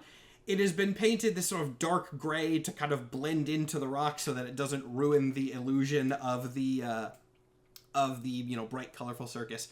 But this is where the engineering department is. It is immediately shadier. It is immediately less fun. But, Ratch, barging in, you see what... Nothing. I'm gonna make sure my mic works. It is working. What race should I make this guy? Oh, you know what? An Earth Genasi. Rocks, climbing up rocks. That makes sense. You see a very disgruntled old Earth Genasi with we'll do the whole Earth Genasi bit. He has like a very sharp, scraggly crystal beard, like quartz crystals growing off, bald, just like flat stone on top, and he's tinkering with some device, and he looks up and goes, hey, what do you want? Hi, Dave. You may not remember me. I'm Latch's son. Oh, yeah, you're Latch's son. I remember you. Yeah. Okay. I just said that. Here's the thing. I now working for the 2 knights of the realm that exist, and it is their decree that we have a way to go up to a specific part of the ceiling, so I'm going to need your assistance in that regard. I'm busy. I'm working on the circus. No, because this is the most important thing that there could be. So you need to come with me, and the circus could be down for like 1 night. It's fine. The circus can't be down for 1 night. We already sold tickets to the performances. How long is the performance? Well, there's a performance tonight, and then we're doing pre-sales for the next 2 weeks. How quickly after the performance could you help us? Well, apparently, what do you need to just get up to the ceiling? You're up here now. We need 2 important other people, along with the 2 of us. Let's go get them and bring them up here. What? Just go get them and bring them up here. No, we need to be at another place. We can't walk across the whole ceiling. You need to come with us, and then let us all up, and then you could come right back to the circus. Come now. When's tonight's performance? It's probably in a while. Like an hour and a half. That's probably enough time. Well, you need to set up a whole elevator. I gotta climb up there. I got things to do. I'm asking you, as a personal favor. I haven't seen you in 15 years. But we know Perhaps if his boss told him to do it, it would work. If Latch, if this was a request from Latch, would you come with me? I wouldn't like it, but I'd probably do it. I don't want to get fired. Fine. Be back in a moment. Anyway, he just kind of While brushes they're you walking off. away, while they're walking away, CL says, "Oh, Latch is the owner. I didn't even know that when I said it. I just said the owner. That's crazy. Wow." You're a mean man. I knew you were I am. evil, but you're mean. That's Yes. unnecessary. And then Ratchet's gonna go to the fucking place he tried to avoid, where his dad's office is. Yeah, you go to the, I guess less office and more kind of like, just like the setup area where there's probably like some curtains and walls sort of cordoning off his area because he's the fanciest one. But as you approach, you see Latch actually like actively tied up in chains, seemingly practicing something for his act, just kind of laughing, talking with some other performers, at being fairly normal. Does not seem to notice you approaching yet. Father, I've returned to the circus. I need to speak with you. Please exit the false imprisonment. Latch, at hearing father, turns over, just like without moving his body, because he's just kind of turns his head, gets a look of just profound confusion on his face for a couple of seconds. And then his face lights up. He goes, Ratch! It's been so long! Give me a moment, let me just get out of this here. He kind of fiddles with the chains for a moment, pops them off, does like a whole dramatic flourish and a bow, to which the other members of the circus kind of roll their eyes. They've seen him do this a billion times. But then he rushes over to you, I'd say equal to your height, if not like an inch or two taller. He's a very, very large minotaur, especially for doing like dexterity-based acts. And he, without like asking permission or waiting, just envelops you in a massive, very tight hug. How have you been? How's the detective business going? Truthfully, my entire worldview has recently been called into question. But that's not important. What's important is we have 2 knights that need our services. So I need you to ask Dave to let them up to the ceiling at a specific point. Oh, Dave never did like you, did he? Oh, yes, but let's not talk business so quickly. Introduce me to your friend, your very shady-looking friend. That Hello! is not- Latch that Hatchet, is you might have not heard of what's me. right. Don't He hasn't. He didn't even know the circuses were a thing. And also. But you're not my here friend. now! What a wonderful discovery that is! You found something new to enjoy! And I am enthralled with what I have been discovering so far. Ciel Subeto, professional criminal. It's an honor to meet you. I've heard literally nothing about you from your son. Latch shakes your hand, and then he kind of just goes, like, without missing it, but he goes, oh, well, of course, all I heard was professional, and then he winks, like, very conspicuously, continuing to shake your hand for a moment. Turns out the apple can fall quite far from the tree, eh, Ratch? Oh, it rolled quite a ways, but we still love him around here. Unfortunately, it's not all levity that brings us here, sir. And as much as I would love to relish every moment we can twist this knife into your son's midsection, we have world-ending consequences here. World-ending consequences, you say? Do tell, do tell. Listen, Dad, there was a cat. They blew up the ceiling at a certain point, and they sucked the cat up, and we need to get the cat. It's that simple. There's no need to sit here talking about it forever. Just get Dave to get us to the hole, and we'll get the cat. Well, of course. It will only take me a moment to get Dave, but the performance is in 90 minutes, of course, something like that. I do need to eat before the performance. Come, eat with me, and then we'll talk to Dave. And then he just starts walking away, presumably to go get food. Latch, no. Latch is gonna follow him. Latch, but, Father, when the performances are done, then will you send Dave with us? Okay, yes. We can get it done tonight. Of course, yes. I'll send Dave. He'll set up the elevator or whatever you wanted. But again, yes, it's been so long. Let's not worry about business like I keep telling you. Surely you've had some interesting detective cases in the last however many years you've been gone. Please tell me all the juicy details. Maybe we can work some of your stories into a performance. No, because my stories are law-abiding and good and involve some interesting things. I won't lie. I found a way to interrogate dead people. That was neat. Also, the king. I met him. Disappointing. Yeah. You've met That's the 15 king. years. Yeah, well, I guess disappointing does match the stories I've heard of him. Ciel, that was your name? How much has Ratch told you about his childhood? You want to hear some fun stories since he won't share any? No reason. There's no reason to do that. Ciel does not like me. And you know what? I'm not sure how I feel about him. So why don't we not give him more fuel for whatever evil he will incite upon me in the future? Oh, I'm sure he's not that bad. Look at him. Does he look like someone who would... I'm sure he's not that bad. As professional criminal. Ciel, as Latch is saying, he doesn't look that bad. Ciel, hands behind his back, full Grinch, evil smile on his face. Look, some of my best carnies have that exact facial expression right after they've done... Anyway... This is why I'm not in the circus, Father! Well, Stop befriending people if they say they're professional criminals. That's when you say goodbye, or you're under arrest. One of the two. At you're under arrest, you hear like 4 carnies book it just around you. Can I use thieves can't to calm them down? Some code word for no cop.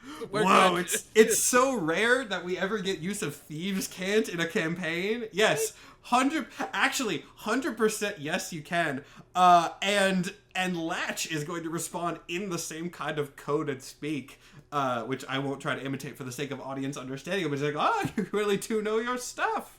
A professional indeed. Have you ever thought of joining the circus? Well, I didn't know what a circus was until approximately 10 minutes ago now. But I must say, it could make for a light retirement. On the topic of financials, Mr. Hatchet, Senior, is your business equipped, or does it have the potential for war profiteering in any way? War profiteering? Not my usual MO, but I suppose I'm listening. Well, in a situation where a war were to break out, would your business survive and or thrive by your estimation?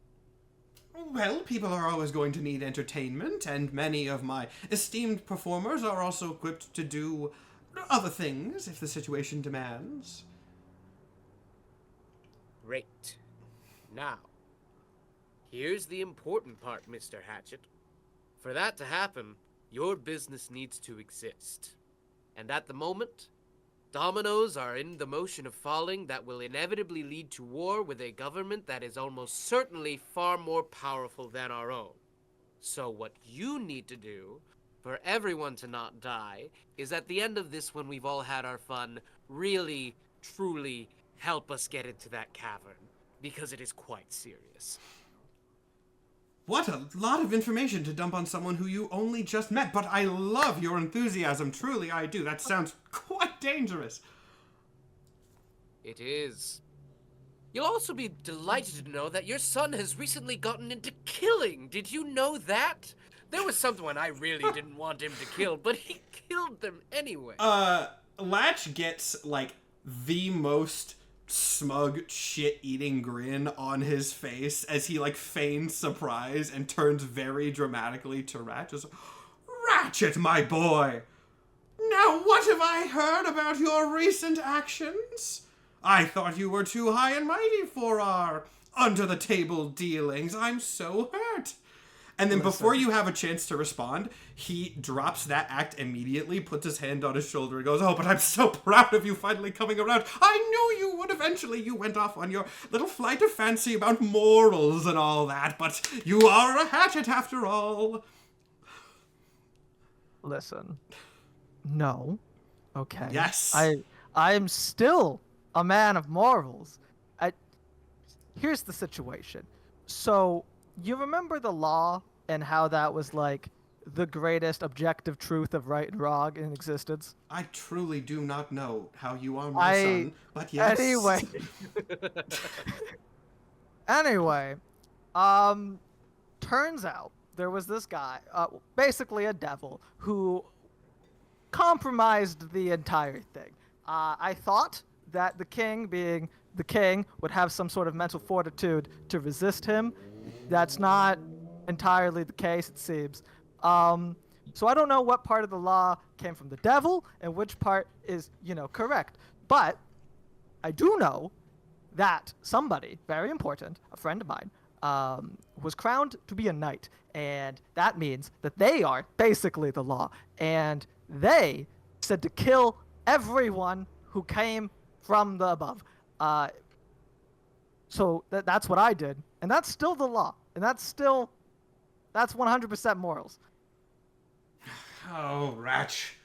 Always following what other people tell you to do. Still, I see the circus here is about freedom.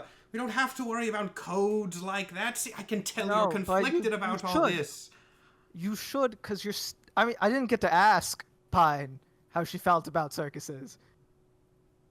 Admittedly, I feel like she would have been a fan, but it seems, as of now, here's the thing. It seems like you found yourself a bit of a crew, a bit of a team here, yes? We'll run it by... There are 2 more knights that I am now dedicated to enacting the will of, and then there's also this guy that they like, so is here. See, so there's you, there's 2 knights, there's someone named Pine who you hadn't mentioned until now, and then there's this wonderful Ciel over here. Seems you found yourself a nice little group, and you're trying to do some good. Is that what I'm hearing? I mean, I'm always doing good. That's what we're doing here. Yes, we have to do what we need to do to survive, but we're a family, and you're still part of that family. You can be if you want, at least. See, I don't know. I'm so confused right now. Technically, if the law is compromised, all of this could be fine. I will ask the knights when I get there. But Ratch, right now, if the law might be compromised, why should you ask the knights? Are the knights not the law? Are they maybe not compromised too? I'm your father. This is your family. We have your best interest at heart. What you have to understand, Mr. Hatchet, is that there were literally no knights until a couple days ago. True. So really, there was no law at all. Yeah, well, that is the disturbing.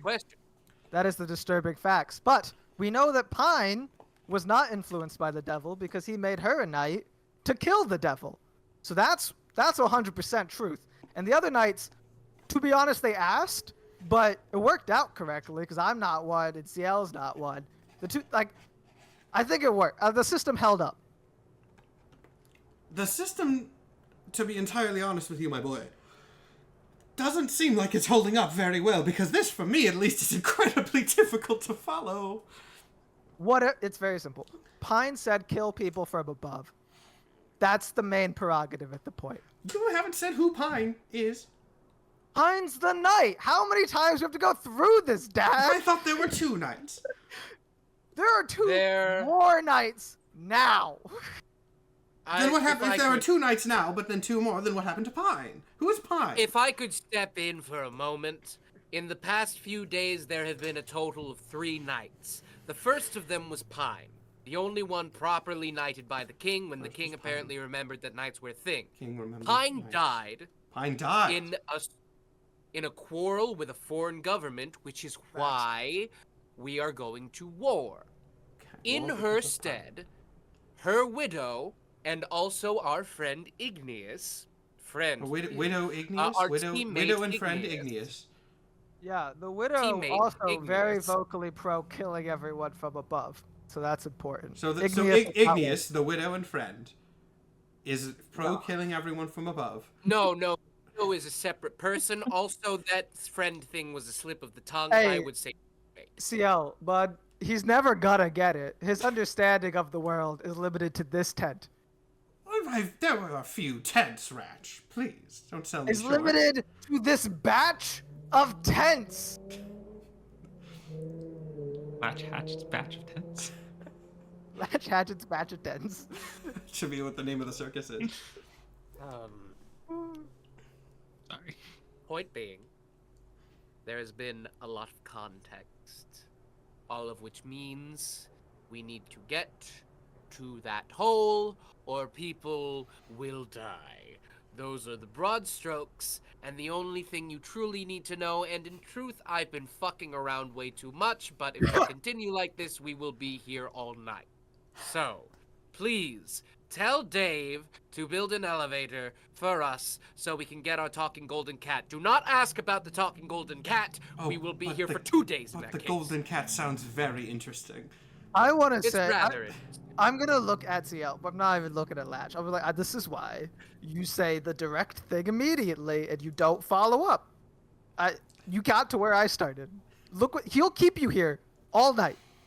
I'm beginning to realize that. No, look, I can be tactful when I need to. I'll come with me. We'll go talk to Dave.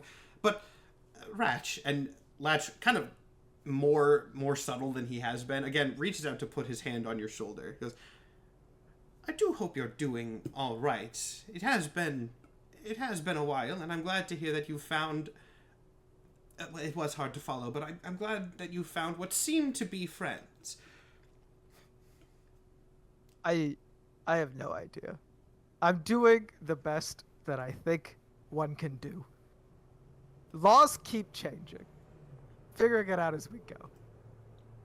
You always did stick to your convictions, and that is something I have to respect, but if things ever become too complicated out there and the world doesn't end due to a golden cat, was it? If that doesn't happen, there is still a place for you here if you want it. Rouch says nothing. And with that, Latch goes back to the engineering office, opens the door. He opens the door. Dave looks at him and goes, I'll build the elevator. Yeah, it's fine. Dave! I wasn't expecting to have to do Dave, so the voice just happened, but I'm happy with where we landed. And he goes, yes, just do it quick. We do have the show, of course, but send them the materials or whatever you need to do. Of course, that's not my department. And then Latch does turn to leave. He kind of looks back as if hoping there's something else to say, but he doesn't really know what else to say at this point. And if there's nothing else, then he continues to walk away. Bye, Dad. Thank you. He waves by in return.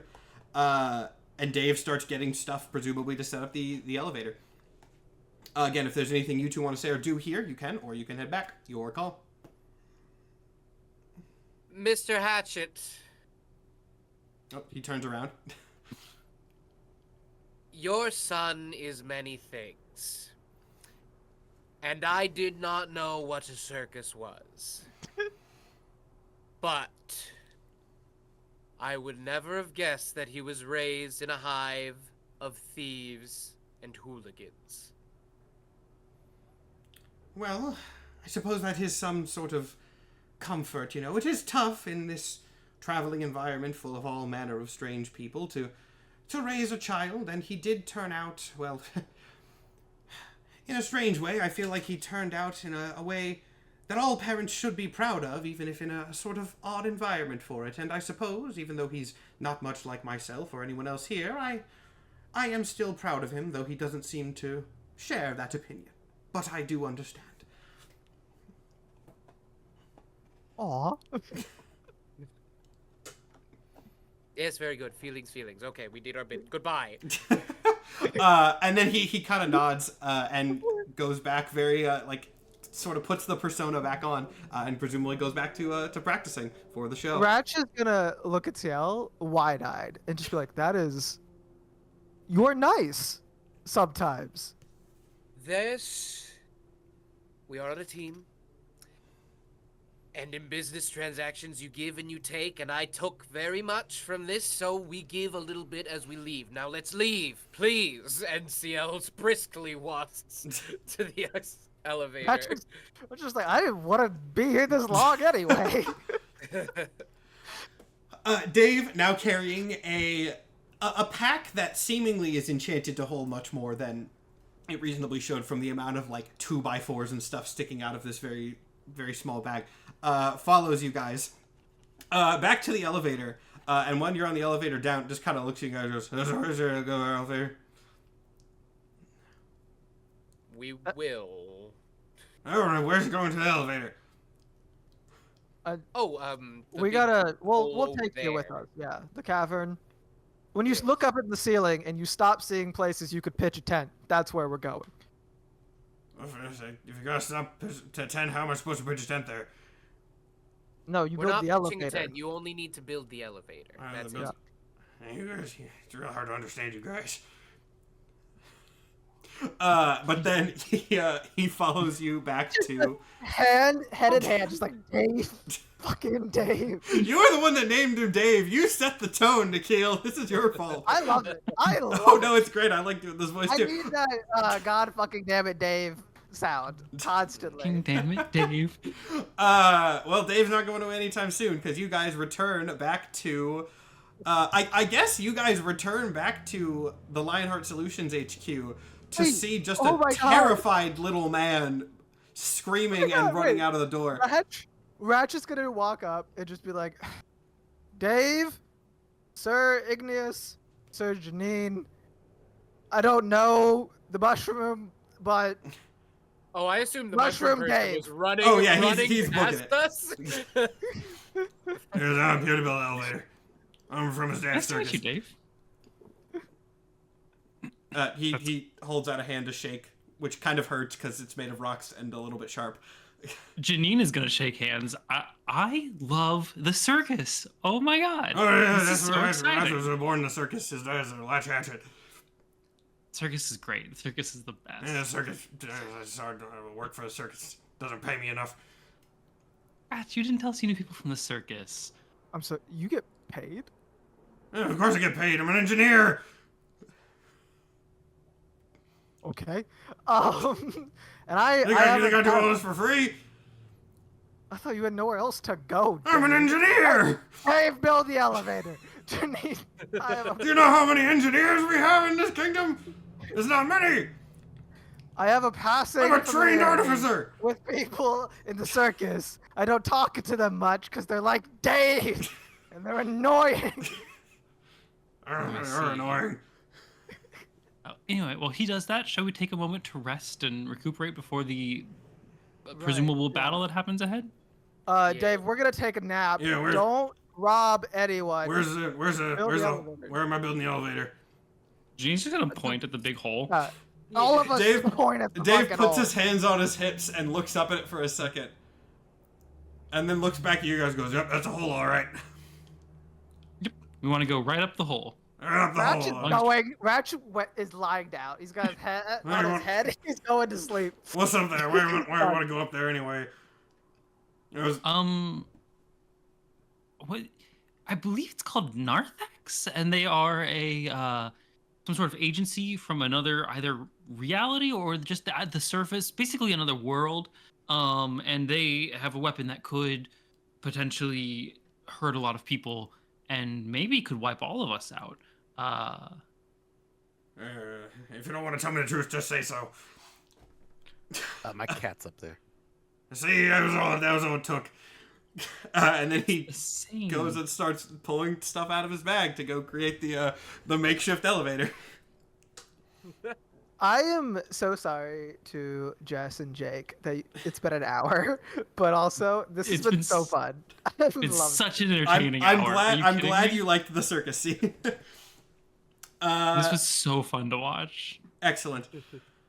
All right, yeah, I think this is probably a good time for our mid-episode break here. This is preparation to go up, or maybe it's not. Maybe I have one more surprise up my sleeve. But hey, we'll get back to that after the break. Don't go anywhere. We'll return in a couple of minutes. Is it a long rest? Because I did just blow 2 very high-level spell slots on a You gag. can take a long... Okay. I unplugged my headphones. Treat Yes, our long rest, bathroom please. break as a long rest. We'll pick up when we return. I blew so much on Zone of Truth last episode. Constantly Zone of Truth thing. I mean, it's a good spell. It All is. right. We'll return in just a couple of minutes. Don't go anywhere. Where's my Be Right Back screen? It's somewhere. There it is. All right, and we're back.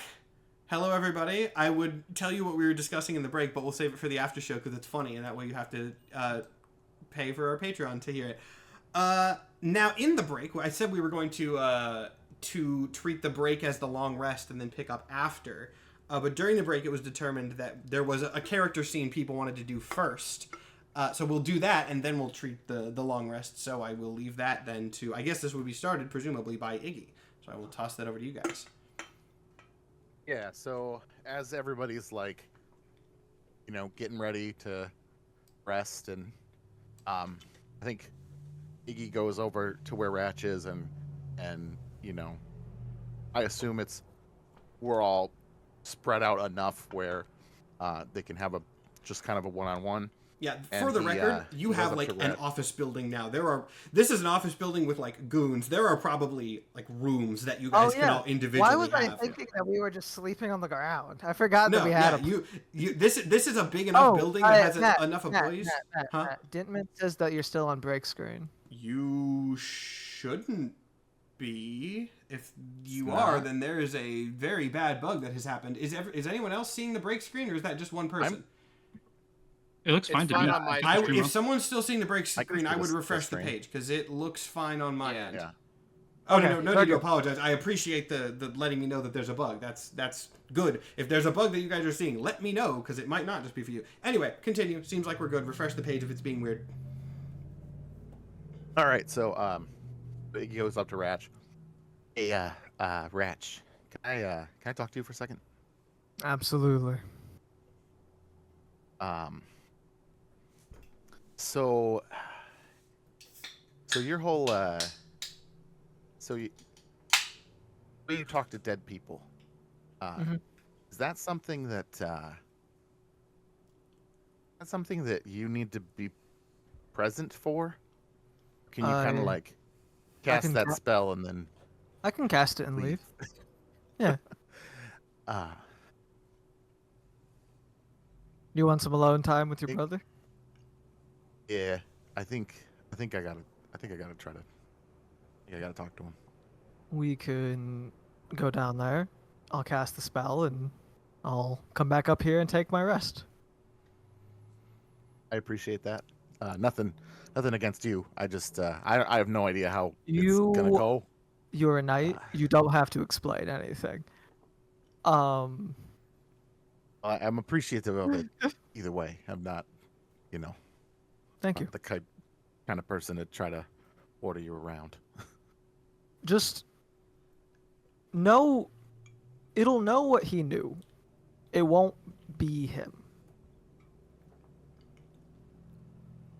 Yeah. I mean, I don't know what to do right now, so I feel like it's better than nothing. All right, then let's go.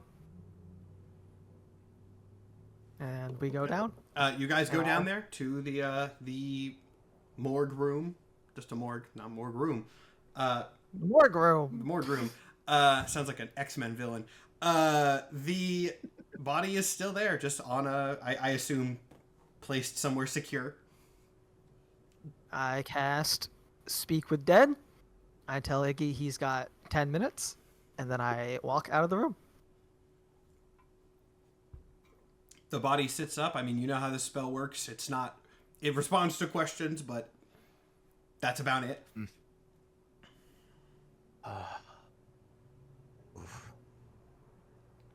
Probably should have thought ahead of time. What did I want? Oh, okay.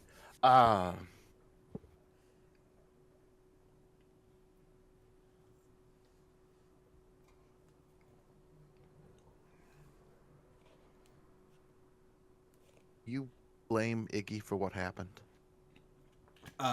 Immediate, without any hesitation. Just, no, of course not. Why would it be Iggy's fault?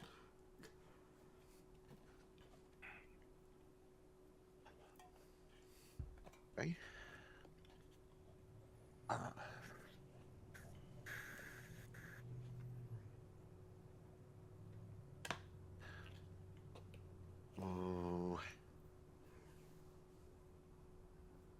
Oh man.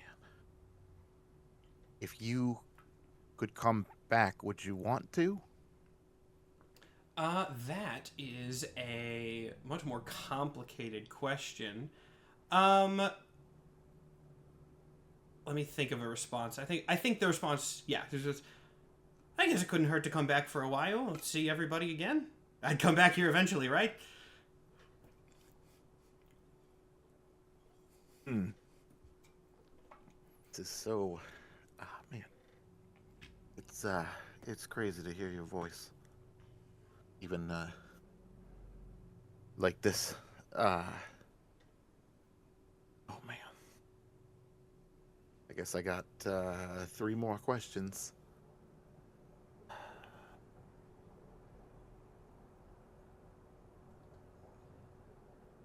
I pull out the book that Setti's journal that I have, and in the intervening time, I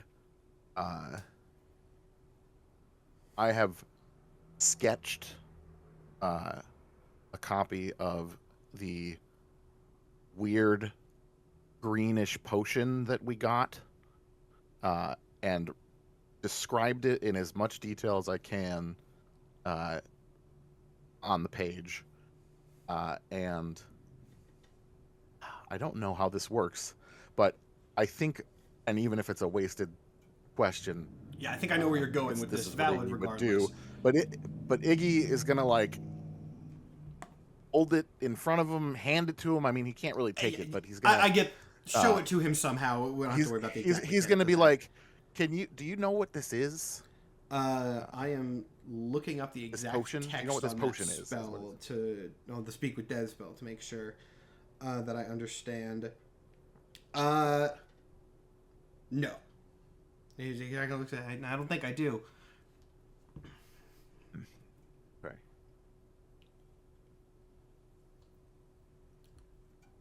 If there was a risk in trying to bring you back, that you might be something less than you were before, or maybe worse off, but it allowed you to help in a dire time, would you want to do that? As probably painful as this answer may be, I think I do have the answer. Which is, he goes, "Oh, you always protected me before. I'm sure you'll come up with a good choice. You know the risk." Yeah, I was afraid you were going to say that. One more question, huh?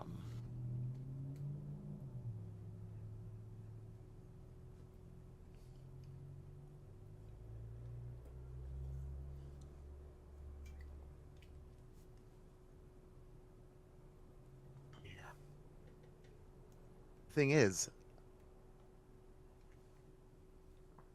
if I ask this question, then you'll be gone again. And I don't know. I mean, this is not real. This is, I mean, it is. I don't know. I'm so confused.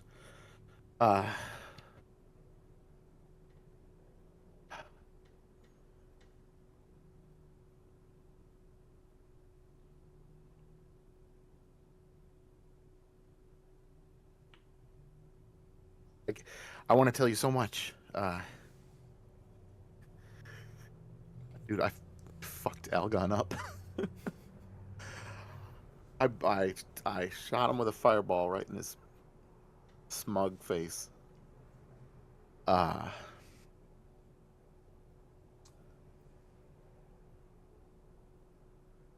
What do you really think of me? There's hesitation from the DM as I think of the best way to word this, but I don't think that there would be any hesitation from Setti in this moment. Setti was a wizard. Setti understands a little bit of, or quite a bit of magic, even with the way, and there's a reason I'm talking about these mechanical things here, which will be explained. It says in the description of the spell that the person knew all of the things that they did in life. Setti was a very experienced wizard. I think with magical knowledge, even this version of Setti has some understanding of what's going on in this moment. So with no hesitation, he goes, "You're my brother. I love you. You always did your best to protect me, and I don't know exactly what's going on now, but the fact that you're talking to me at all means that you're still protecting me in a way, and I trust you, and I know what you're going to do what's right. You've never done anything less than your best in the past, and you're still going. Some way or another, we're talking, so I have full confidence that you're doing your best now."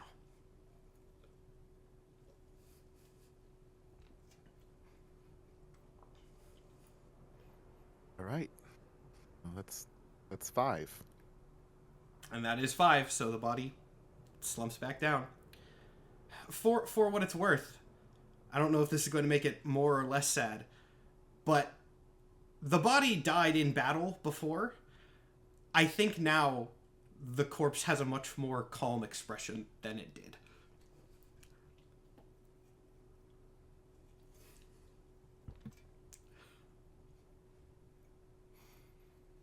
All right, I go back upstairs. And try to go to sleep. Yeah, there we go. And with that, Damn. now we get to our long rest. That was so... First off, props to Jake. That was great. So hard to not respond. There were so many moments where I was like, oh god, he deserves more of an answer here, but the spell, I can't. Whew. To pull back the curtain a little bit, if I didn't cry literally 5 minutes before this stream, I would be fucking inconsolable and inoperable right now. Oh my god. Oh boy.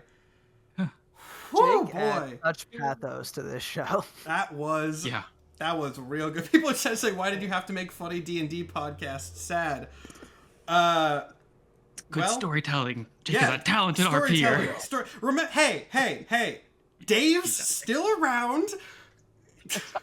It's Just gonna shut be funny again, You guys but not got yet. An entirely comedic 2 hours that Jake is gonna make you cry. That's the price of watching. I wore mascara tonight, so now I have to worry about that running. I'm sitting here going, Sorry. dry your eyes. No. It's While okay. we're in the break for the long rest, again, everyone do that if you didn't during the break already, which I think most of you did. Someone if this is going to be a longer one today. Maybe it's always really hard for me to tell the time of the second to last episode because I have a point we need to get to. If we get to that point early, I have to stop us. If it takes us a long time to get to that point, it's a long episode. Expect the finale to be longer than usual. This one, mixed bag. Who knows? We're gonna go until 10 p.m., whatever time zone you're in. We're gonna go until a subjective 10 p.m. I've talked about the sliding timescale on TikTok a couple days ago. I'm doing that. Shout out to the guy on Tumblr who said you're watching live from New Zealand. You're gonna ruin our sleep schedule. That's crazy. Whoa. You're talking got to the Tumblr fans on chat? Tumblr? Yeah, there are Tumblr fans. That's I crazy. posted the To- Janine and the To Pine our playlist Tumblr and fans, some you guys are corresponded. weirdos, but I support you. Love you guys. For All sure right. a long time. So, you guys take your rest, but are awakened in the morning by a very sharp knocking on the door of Lionheart Solutions. I'm gonna answer Yeah. the door. This is my business. Somebody Ratch? wants in. Runs out and just eyeballs the door. Like hand on gun.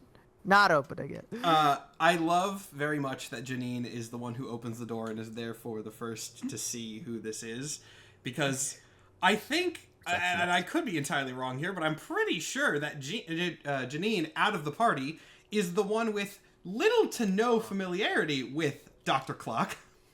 Yep. Oh, Yeah, it's true. shit. Never met him. But yeah, you open the door to see famous scientist and, as you know, definite criminal, Dr. Clock, standing there. He is positioned in such a way that he's like very intentionally blocking your view out the rest of the door, which is maybe a little bit Isn't he a ominous. tiny person? I mean, he's doing his best. He's doing his best. He's stat-wise, he's an auto gnome, but I kind of just use that for like mechanical person. Anyway. AE mechanical. But yeah. I remember him being short was part of It's the Metal thing Iggy. earlier. Okay, yeah. Regardless. But yeah, he looks up and goes, what voice did I do for him? It was just like very sharp European, It was like German, Einstein. Austrian accent that I'm not very good at doing, but tried Yeah. anyway. He goes, yes, hello. You are Miss Janine Pine, yes? Yes. Hi. And I mean, I know who you are, Dr. Clark. Come on in. Everyone, we have a celebrity here. Oh, shit. Ratch is gonna walk up very like this behind Janine and be like, "Hello, again, man who tried to kill us." Everyone make see. me an insight check, by the way, before he continues talking. Oh, insight is so good for Janine. I love it when you say that. Ooh. Oh, That is a Kills. 10. I need to Haha. try 18 to minus finish 1, ice in my 17. teeth. It's a 28. Wait, I'm sorry. And- Iggy has a -1 to insight. Yeah, my dump stat is charisma. That's so fun. Iggy is so insightful. Insight is Or not so a charisma sorry, skill, Jake. Wisdom. Okay, yeah. Wisdom. I was like, now hold I on looked a at the second. wrong thing. No, it's wisdom. Okay, yeah, so, Ginny, you said you got a 28? Yes, I have a +9. Somehow, despite having never seen this motherfucker in person before, you are the one with the best read on this situation, because D&D doesn't always make sense. You can tell, you've seen Dr. Clock, like, you've maybe seen him, like, presenting things before. You have enough familiarity with the way that he speaks and his general demeanor from him being something of a celebrity to know he is definitely off at this point. He feels far less confident than he should be. He is generally a very self-assured man. None of that is present right now. Something has thrown him off, and he clearly does not want to be here. Wrong. Then what were you guys saying in response to him coming in? You should know your compatriot is in prison. Yes, of that I am aware. Really? Yes, Interesting. I believe that one of my companions, as you put it, is imprisoned, and the other one has been... Murdered. Well, executed Executed. by royal decree of the kick. Murdered. What are you doing here, Doctor? This feels like the last place you'd want to be. Yes, you would be correct in that I do not particularly want to be here. However, I have been sent here as a, well, to be blunt, I have been sent here to enter the house first before anyone else to see if there would be an immediate attack before the real guest arrives. Oh, and who is the real guest? What's And at the that, house? before It's anyone speaks, the door opens once again to reveal not guards, but a single, surprisingly small, very, very, very, very old turtle. Because, of course, Azie Greenrock, the leader, the top dog, the Don of the Greenrock gang, had to show up at some point in this campaign. Question. Oh, When we yeah. got rid of Elgod off screen at some point, did I get my chains back? I will go ahead and I'll leave that to you. Because remember, the chains were magic. The chains did, like, prevent teleportation. If you want to leave them on them for any reason, you have no reason to believe he can teleport, but you can take them. I want to have them. Yeah, since we imprisoned him off screen, I will say you can take them if you want them. Great. Then I'm gonna hold the chains up and. Excuse me, Mr. Azie, could you? I need to put these on you. You are a big criminal, man. Would you be serious Fetch. for a moment in your It's life? gonna be easier to talk to Time- him if time he and- can't leave. time and place. Yeah, time and place, dude. Azie, before even speaking, he just lets out, like, a kind of slow, very ominous, but, like, weirdly, slightly good-natured laugh that goes, put those away. We don't need those here. They won't do you any good anyway, kid. Yeah, Ratchet's gonna pocket him anyway because Iggy said time and place. But Hmm? I So, must say it's an honor, sir. You are famously stingy when it comes to public appearance. Well, that is true, but when this gang of upstarts takes out some of my best men, that does demand a little bit of my presence, I suppose. I've heard a lot about you kids. I imagine you have, because we've done a lot, and there is a war starting, and it's largely because of us. Mm-hmm. May I be blunt, Azie? I appreciate the courtesy in asking. Go ahead. Whose side are you on? I am on my own side, Miss Pine. As I And will you are on always the be side and I has ever been. Of Spondylix, because being on any other side means being harvested by some strange power, by a government that is clearly and obviously going to double-cross you. Valentine was an idiot for not realizing that. Azie nods slowly, and then he kind of reaches out like a wizened old finger to point at you and goes, "While I'm sure my presence is suitably intimidating to you all, I actually agree with you." Okay. Excellent. Then we can do business. Mm-hmm. So tell me, you've been working on plans for this whole thing. I know you have some allies on the top side. Tell me, what is your plan of attack here? You've taken over Elgon's old holdings. Matt, remember the thing I just asked you if I could do? Yeah. Can I do my divine sense now? Yes, you can. Great. How's Azie rigging? Just for my, I know we talked about this. Read more for everyone else's note too. Read me the exact description of the ability. Well, the exact description's not the thing I asked you. Well, that's why I yeah. was asking. It's you can detect good and evil until the end of your next turn. You can sense anything affected by the Hallow spell or know the location of a celestial fiend undead within 60 feet that is not behind total cover. That's all it says. Okay.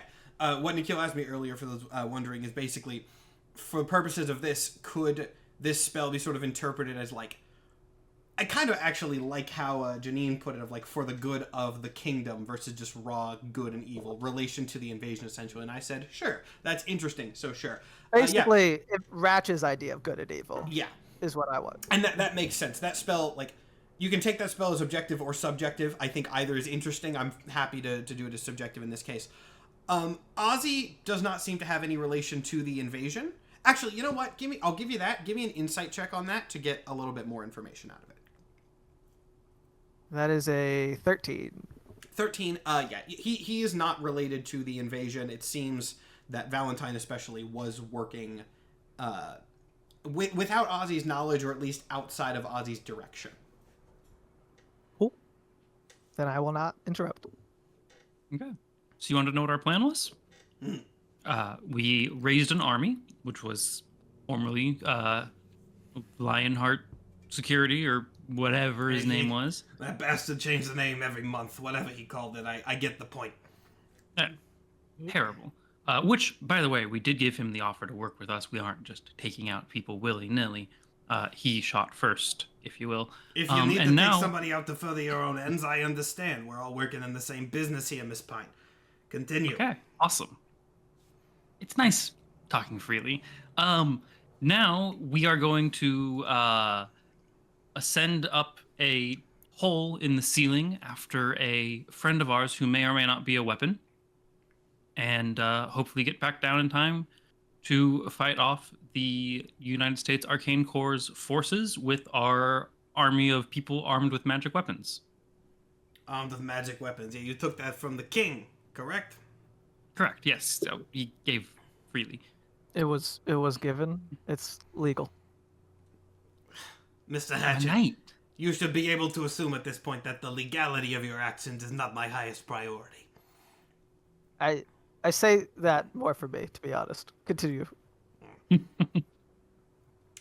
But yeah, I mean, as it is now, we don't really know what we're up against. We know where their main facility is, and I imagine, that we will be fending off attack from them. Siege mentality is not the greatest thing in the world, but this is our turf, and we have resources that they want. If they kill us all, they don't get whatever potential they're trying to harvest from us. So I think we can just make this fight not financially worth it for them.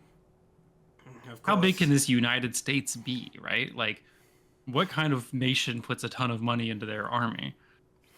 I understand where you're coming from. However, I do have some more questions.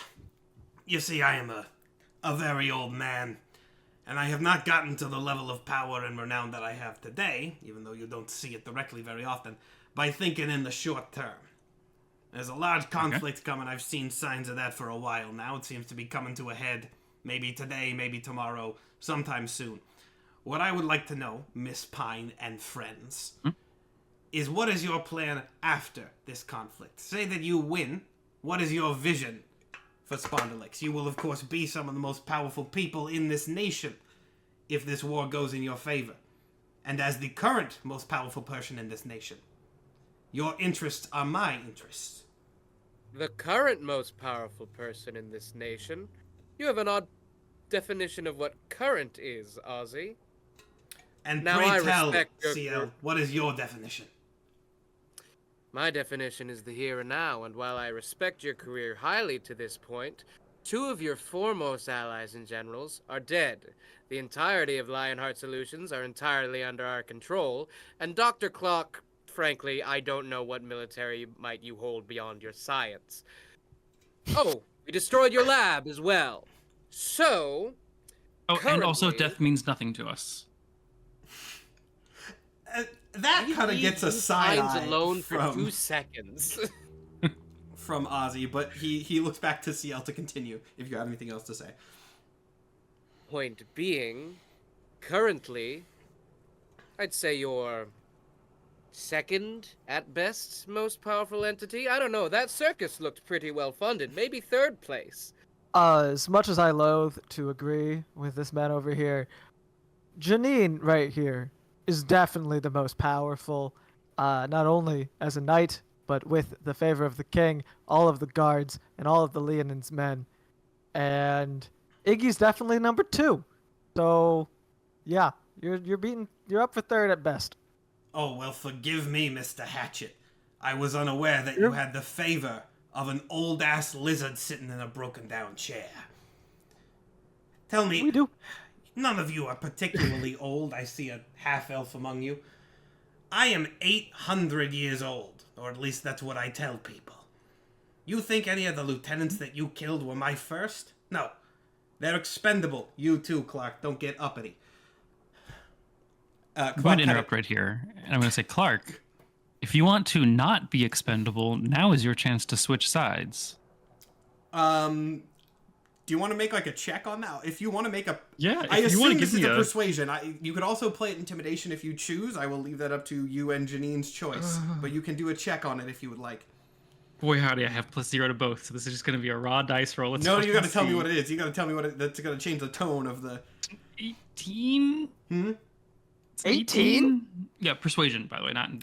Oh yeah, 18 is not nearly going to be enough to. Didn't think so. To With dislodge +0 all to of persuasion, this. yeah. Clock does not respond.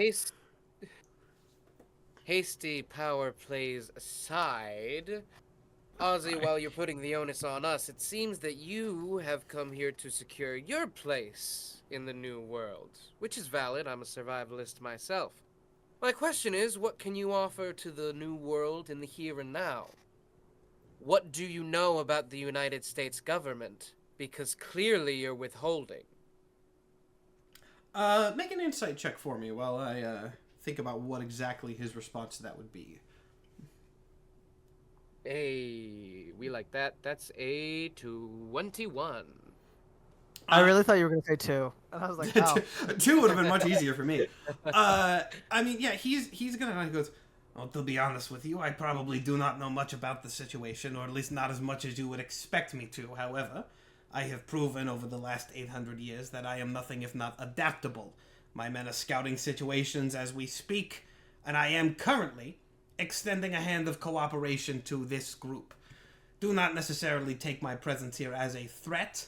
I merely come to you as the current representative of power to ask what your plans are for the future. Oh, I definitely He's a thought this was a great threat. My politician. apologies. Perhaps I should be more clear. Do not take this as a threat yet, Miss Pine. That you know, I will eat the cake on that one. That's on me. What? Eat crow. It's Eat crow. crow is the saying. Sorry. Yeah. Well, Oh, underground, it's eat cake because we don't have crows. That's Yeah. hard canon now, guys. I'll And cake I'll on eat your the cake on that socks. one. Thoroughly unpleasant to eat cake at Spotulix. Cake means something different down here. Very Mushroom bony cake in Spotulix. A lot of feathers in the recipe. This is such a weird, stupid niche TikTok reference, but I know at least one person in the audience is gonna get the cake in Spondylix means whatever that thing Keith Lee had like 2 days ago that made him vomit in the car. That's what cake is.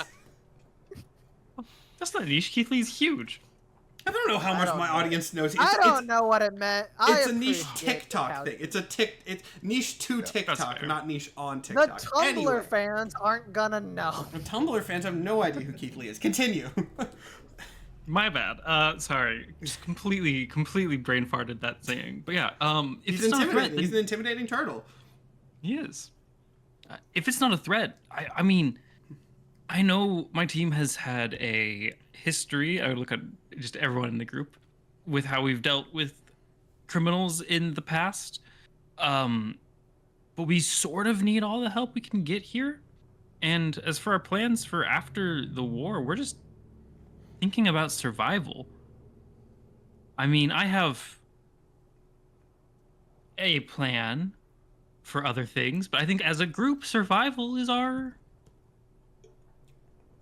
No, Miss Pine. Do not glaze over what you just said. You said you had a plan, which is my explicit question, and then you simply moved on. That is what I would like to drill down to in this moment. Yes, Janine, I would also be curious to hear about your plans for the new world. Is it Detective just Hatchet, would you do me a huge favor? I think I've left my arcane focus downstairs. Would you run down and grab that for me really quickly? It's very important. Ratch absolutely would, but he also knows. Fine told him Okay. this like 2 episodes in. She doesn't know that. Yeah, that's a good But yeah. point. Yeah. So when Ratchet's out of the room, Janine is just point blank going to be like, okay, I trust everyone else here not to rat me out or not to have a problem with this, but I do fully intend to kill the king. Oh, that Ratch That didn't know. Yeah, Okay. that's new. That's new Ratch information. knew about taking over, not the my king. silly little boy. Look, this government has failed the people of Spondylix. The people are suffering. The reason crime runs so rampant is because nobody can get by on their own, right? Crime is a byproduct of socioeconomic inequality, if you will, and that starts from the top, right? Every system has problems. People fall through the cracks, and then a new system comes about to help the people who have fallen through the cracks. We call that system crime.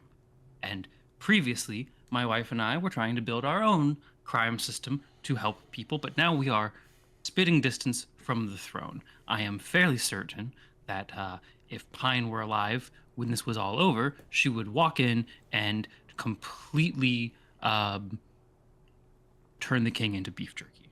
And then we could take over this kingdom and we could build something better for the people. Unfortunately, she's not here, which means I will probably have to be the one to do that. So that is my plan after this. And the detective is a big fan of laws, which is why he is out of the room at the moment. Azie raises his eyebrow at that, seemingly genuinely impressed. It appears I've underestimated your ambition, Miss Pine. I do respect your goals, and I do believe that our goals could align for the first part. However, you do speak of creating a new system. I would be remiss not to ask, what would you see my place as in your new system? I've just said every system loses people. You can't build a perfect system. Crime is the byproduct of that. And if crime has to exist, that crime should cooperate with the system. Two systems working together so as not to harm each other are better than two systems at war, right? So your place, if you're willing to cooperate, you are already in charge of crime. And I mean, as long as you're willing to stay in charge of crime and, you know, do what's best for the people who are not part of crime, maybe we can come to an agreement. Does anyone else have an issue with that? At something you say in that speech, Azie leans in, his turtleneck kind of extending towards you slightly in a little bit of an unsettling way as his eyes narrow. He goes, yes, Miss Pine, you are familiar with the terminology of our business. However, there is one thing I would like to point out. You say, if I was willing to continue, that implies that you are the one determining these sorts of things. I am, of course, willing. I am so willing I will not be removed from my position, not by you or anyone else in this room. It still seems to me like you are trying to position yourself higher than my station, which I cannot abide by. I do not believe two systems can be equal if one person or one system is higher than the other. I do agree with that, Miss Pine. However, again, it seems like you are placing yourself as, let me remind you, an upstart to this business, above me, who's been in the game and really defined the game for longer than you can fathom. I think the end goal would be equality. You and me, equals at the head of two separate systems that work together. Again, as long as nobody in this room has an issue with that.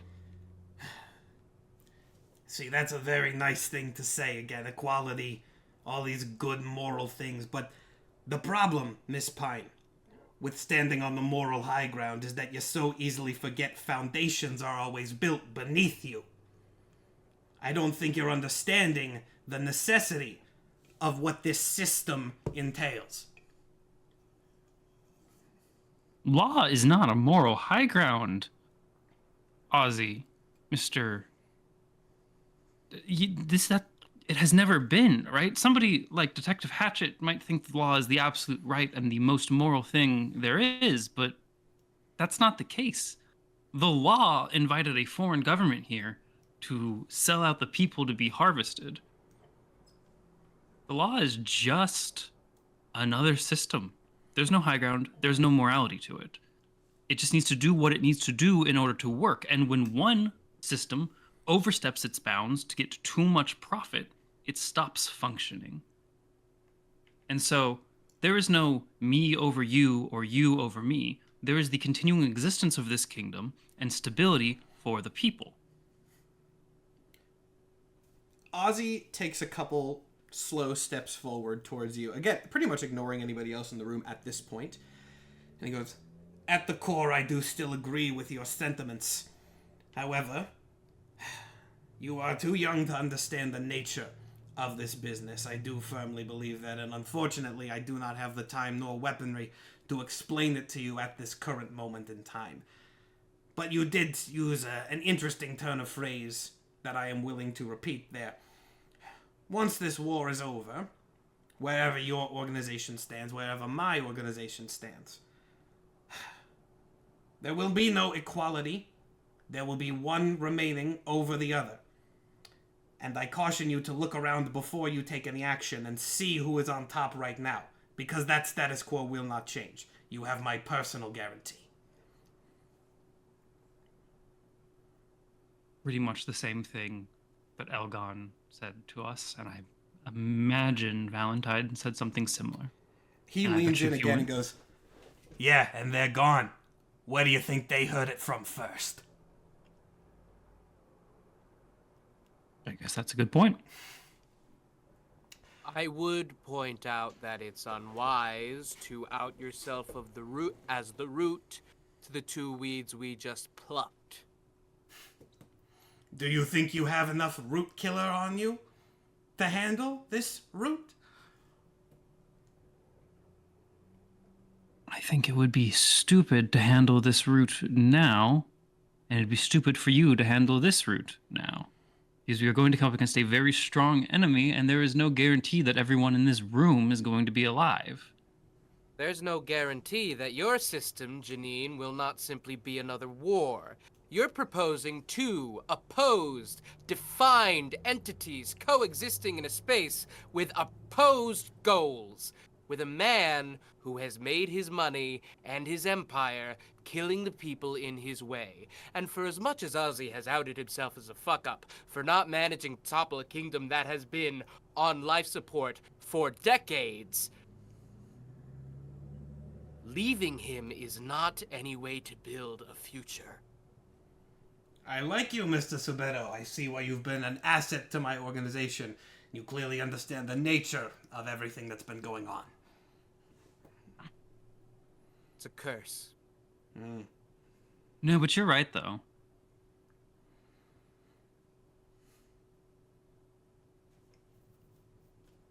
Is CL Ratch doesn't back have by a response to Oh that. yeah, He's at, not at used this to point, being I think petty, Ratch, by the way, right? is probably returning. I've not wanted to because y'all kept being cool, so I was just gonna wait. I will say this, Ratch. If you want to be in the hallway listening before you return, that's fine. No. Ratch has no reason to distrust Janine at all. He went and got the book, and he came back. I do I feel as if he just heard the last bit, as he's coming up, you hear him be like, "Oh, you know where they heard it from?" And then, or no, actually, if he's like, the last thing he said was that CL was good, and so Ratchet just walking up fucking knew it. Knew those two would get along. Jesus. Yeah, okay, then you come back in and you hear that at the lull in the conversation. You're back now. If you have anything to say or do. I give Janine whatever the heck I was retrieving. Thank you so much. Do we settle this? Do we like the turtle? Do we not like the turtle? I don't know. The turtle's choosing to do this now instead of later, it seems like. The turtle is making an educated choice to handle things in advance. Do I have my rod back? I would assume Yeah, you give switched it back back to to you. yeah. Alright. Then, as soon as she says do it now, I would have put my flaming sword out. Just turn back with the flaming sword. Not gonna swing it or anything. Just oh, okay. He does not bat an eye. If turtles can even do that. Can I make a Ouch. perception check on Azie, looking for, we saw Elgod's body, and we saw the ring shatter, looking for any other Sure. talismans or protection that he would have on him. That is a 16 for perception. I will say you do not see anything notable on his body. He does have a cane that he's using to walk. I will also add, though, especially since you have history with the organization, while you have never seen Azie in person before this, you have heard a lot about him. You know that he is most known for being an extremely powerful wizard. So likely he doesn't necessarily need items to have the upper hand in any situation like this. Can I address the turtle? Yeah, go ahead. No, sorry. Everyone's that in the was- conversation. Go ahead. I didn't do that in the voice. I'm asking Janine. Oh, okay. Of course. Mr. I'd only know your name is Azie. Azie, if any other day, I would have tried to arrest you, and we would have fought, and I would have surely won. But things are weird now, and you don't seem to be overly evil, and the two knights here haven't attacked you yet, and they don't hold back when they do. So it seems like you're a cool guy. So why don't you come on the elevator? You don't need to come, but why don't you just hang out with us, and we all go up the elevator, and then we're done with this conversation, because our cat needs us. Goodbye. I cannot Latch? believe that this is the situation I am in right now. However, the goddamn detective is making the most sense out of all of you. I can't believe we're talking. I have dreamt of shooting you, but you know what? Well, dreams aren't To the always elevator. accurate, kid.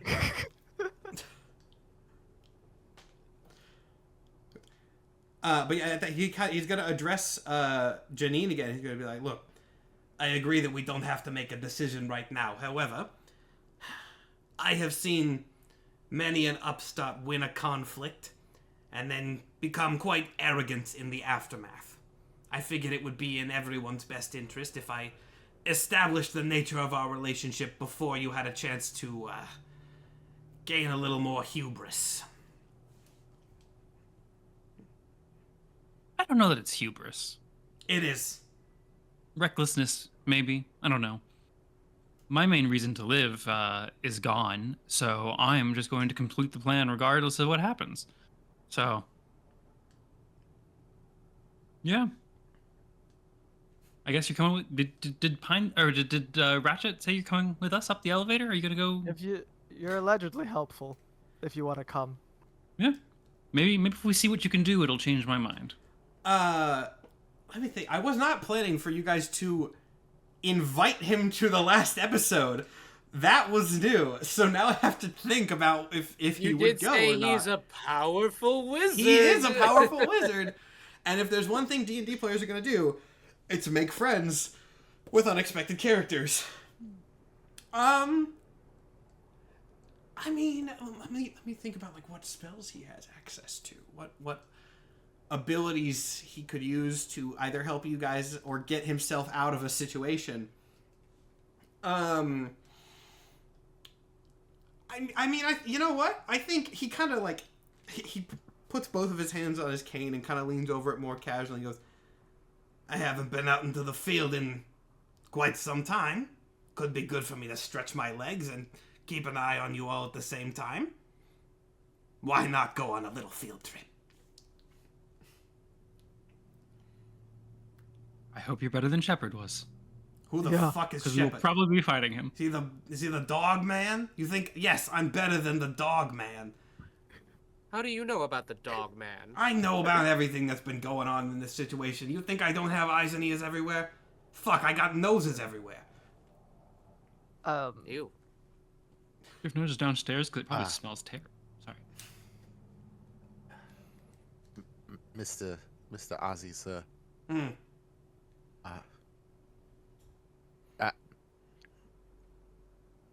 you bring people back to life? He looks you up and down and goes, why? I'll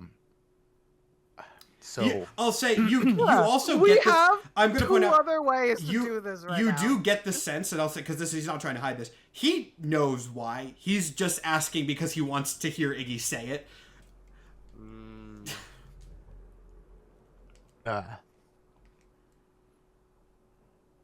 Elgon had my brother as leverage. Well, my brother's body. And now I have it. That's why. There are ways. Not something I've done in a while, but again, I've proven myself to be adaptable. You've served my organization in the past, yes? Call it an employee benefit to see, I'll see what I can do. No guarantees, and if it costs me a goddamn cent, then I'm out. Ratch is gonna lean over to Iggy and just be like, "Hey, man, I don't know what you talked about in there, and I'm new to the whole, Reformation thing. You weirded me out. I don't know how to handle him. Maybe don't owe him a debt though."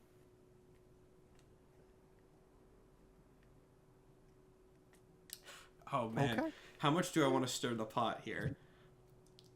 Do it. It's a live show. Why would I not stir the pot? After this, Azie kind of has like a quizzical look on his face. He goes, but you do have access to the king's armory, yeah? Feel like this would be something within your own ability now. Also, I can just bring him back to life. He'll just have a different body. I showed you Let's yesterday. not bury the lead. What do you know about What do you know about reviving items? What do you know about reviving items in the armory? I have some history with the armory. It is one of the most powerful, if not the most powerful, store of items in this entire kingdom. That's all I'll divulge about my involvement for now. You understand, Mr. Subero? Well, I understand, but I'm not sure that Iggy would understand. You see, it's quite a high-stakes situation for him. Iggy, what do you say? Really quick, can I do an investigation check on Ozzy's hands? On his hands. What? Yes. Sure. I will admit as the What you DM that like you looking for? might have to enlighten me if you're looking for something Is specific. he here. wearing any rings? Is he wearing any? Oh, no, he is not at the moment. Oh my I God, love Night that line of Ozzy? thinking, though. That's baller. I will say, that does not necessarily mean he does not have one or has not had one in the past, but he is not wearing one currently. Yeah. Night Well, I Ozzy. don't. Crazy. But yeah, you can see that you don't have to do a check for it. Okay.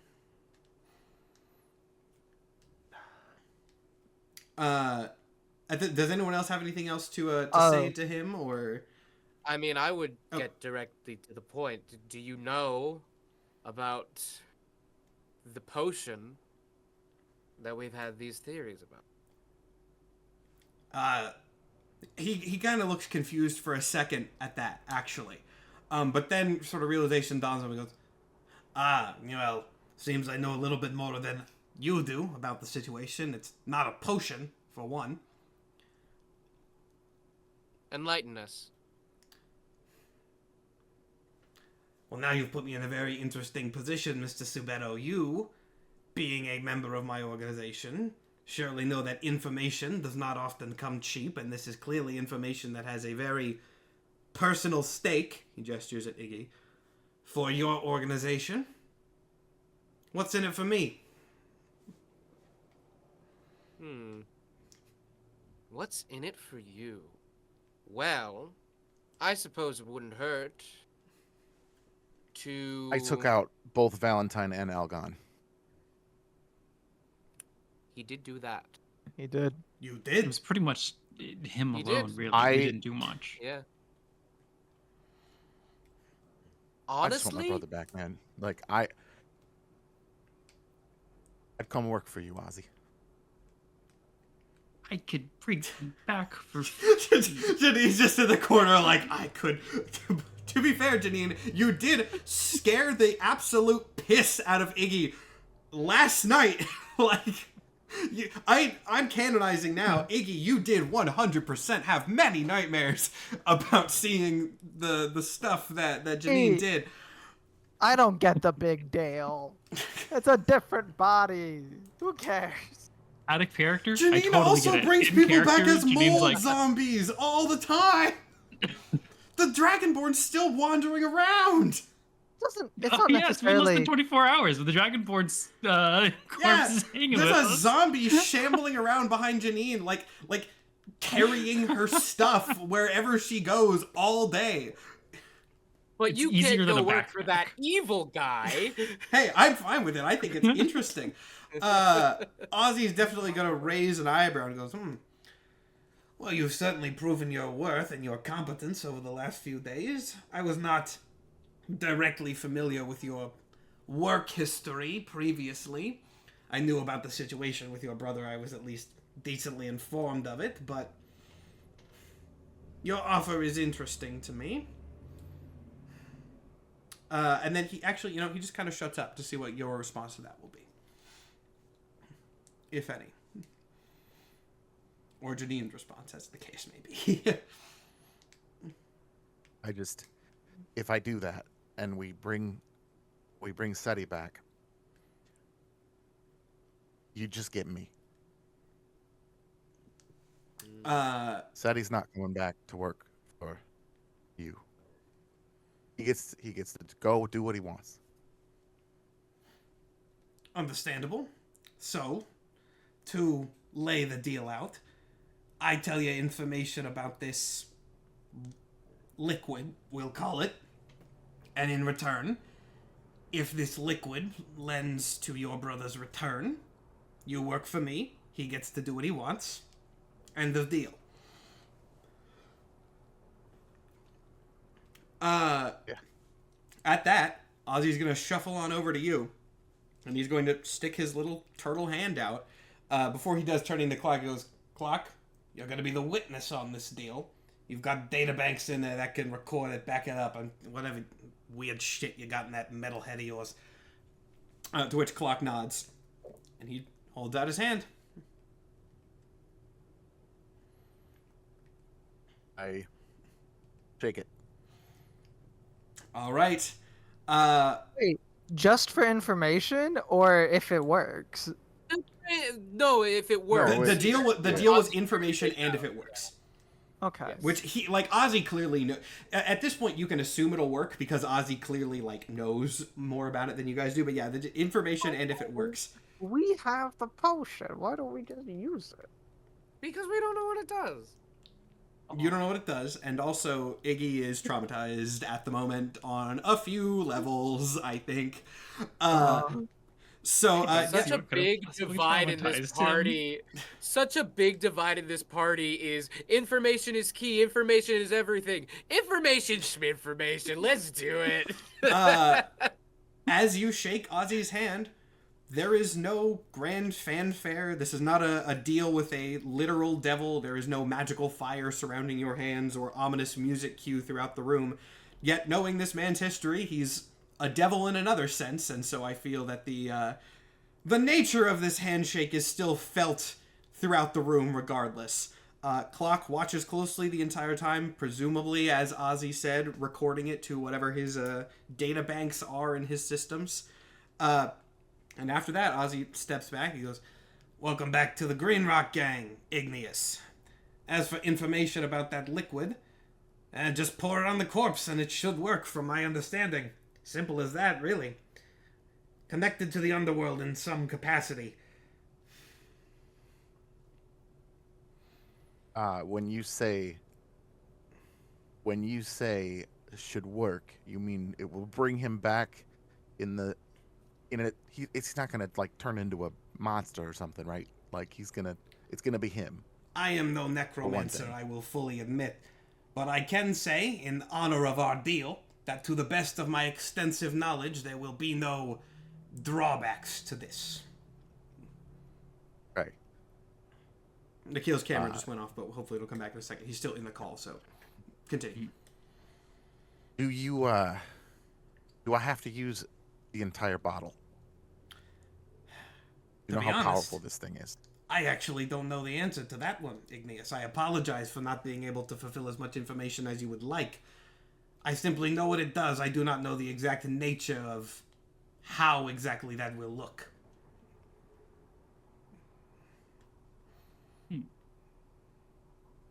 All right. Janine, if there's any left over, it's yours. Thank you, but if we can get her body back, I can do it myself. Like I said, death means nothing. And Yeah, All right, are you going to do this now? Give you some energy at least. Yeah, I think so. All right. If you're going down, Azie, for his part, is following. He seems intrigued enough to see whatever this is in action. I assume everybody is. But yeah. that's not... Nikhil, I don't know... Again, Nikhil muted himself and turned off his mic. I'm hoping that he just had something to do to step away. But you guys head down to the morgue where you have kept Setti's body. Everyone kind of gathers around with bated breath, not entirely sure exactly what's going to happen here. I'm gonna laugh so hard if it's a reincarnate potion and it does the exact same thing my spell would have.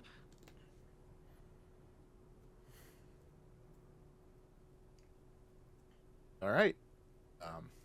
That was me, the player.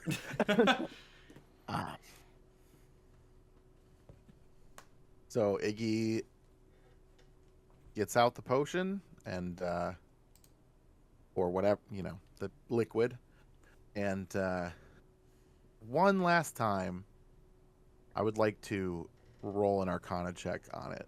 That makes sense. Also stall for another second to see if Nikhil gets back first.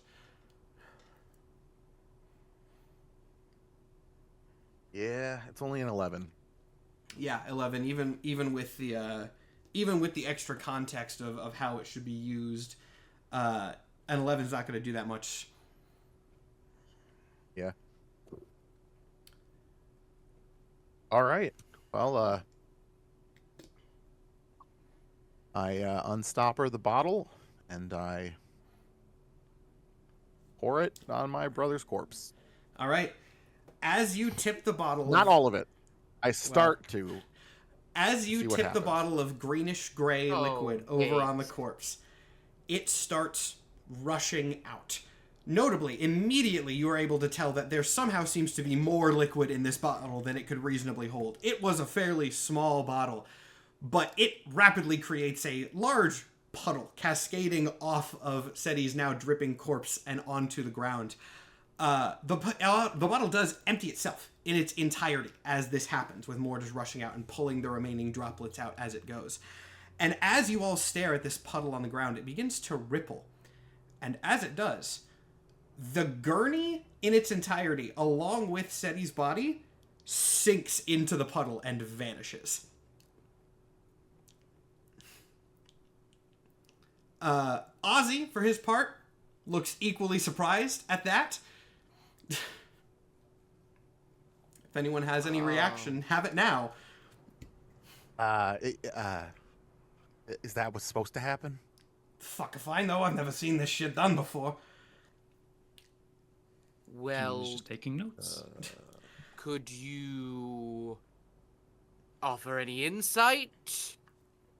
No, Mr. Sabetto, there's a puddle, and the guy got stuck down into the goddamn puddle, and I don't know. Azie is cut off by a screaming sound. Though not a scream of pain, more a scream of startling. Like someone is falling somehow, coming out of the puddle.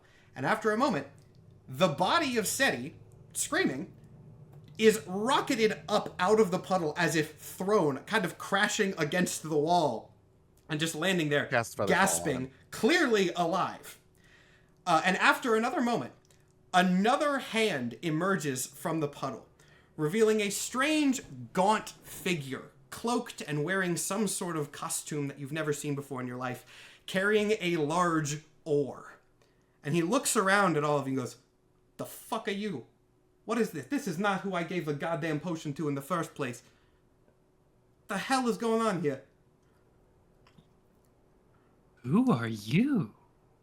Who am I? You were the ones that fucking called me. You don't know who the fuck I am?" Are you death? "No, but we're buddies. Well, maybe too strong of a word, but we know each other. You can call me Ronnie, for what that's worth."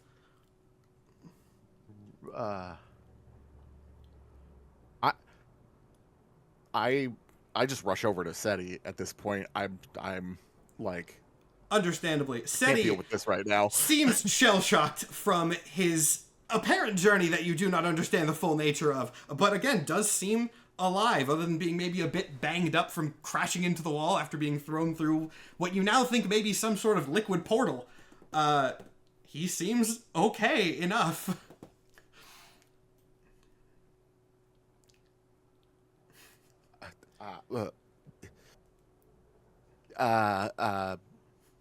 Welcome back. He kind of nods and goes, "Yeah, I'm back. Right, okay. What? Iggy? What happened? You look different. Is everything okay?" No, I mean it's been 5 years. I was out of the game. Well, now this has been a lot, but things are bad right now. Honestly, I probably shouldn't have brought you back now, but I mean it's good. Iggy just like hugs him. After a has moment no idea what to of do. regaining his strength, he returns the hug.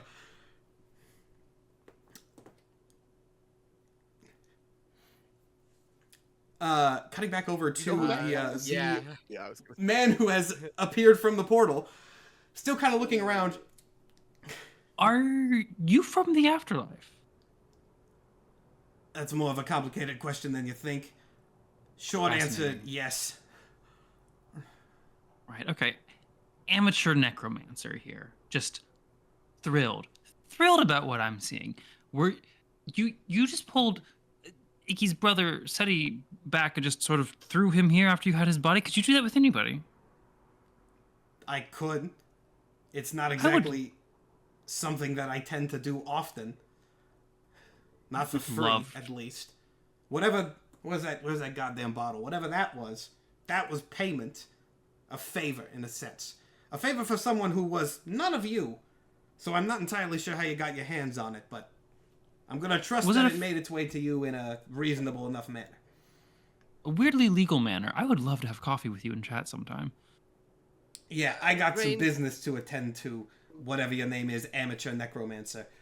I don't think I'm going to be sticking around in... What is this? The Underground Kingdom? Is that where... Whatever. Yeah, it's Spondylix. Spondylix. Oh, yeah, What is yeah. Magic's all What's the fucked ore up in this for? place. Oh, it's What's It's a river. It's a river water. I don't expect you all to understand this. Like I said, your magic's different than everywhere else. There's a river Styx. It connects realms. I go back and forth between it. This is the thing I used to do so. Before Just this, There's spaceship, but I don't think you understand what that concept is either, and I, from the look of you, do not have the time to explain.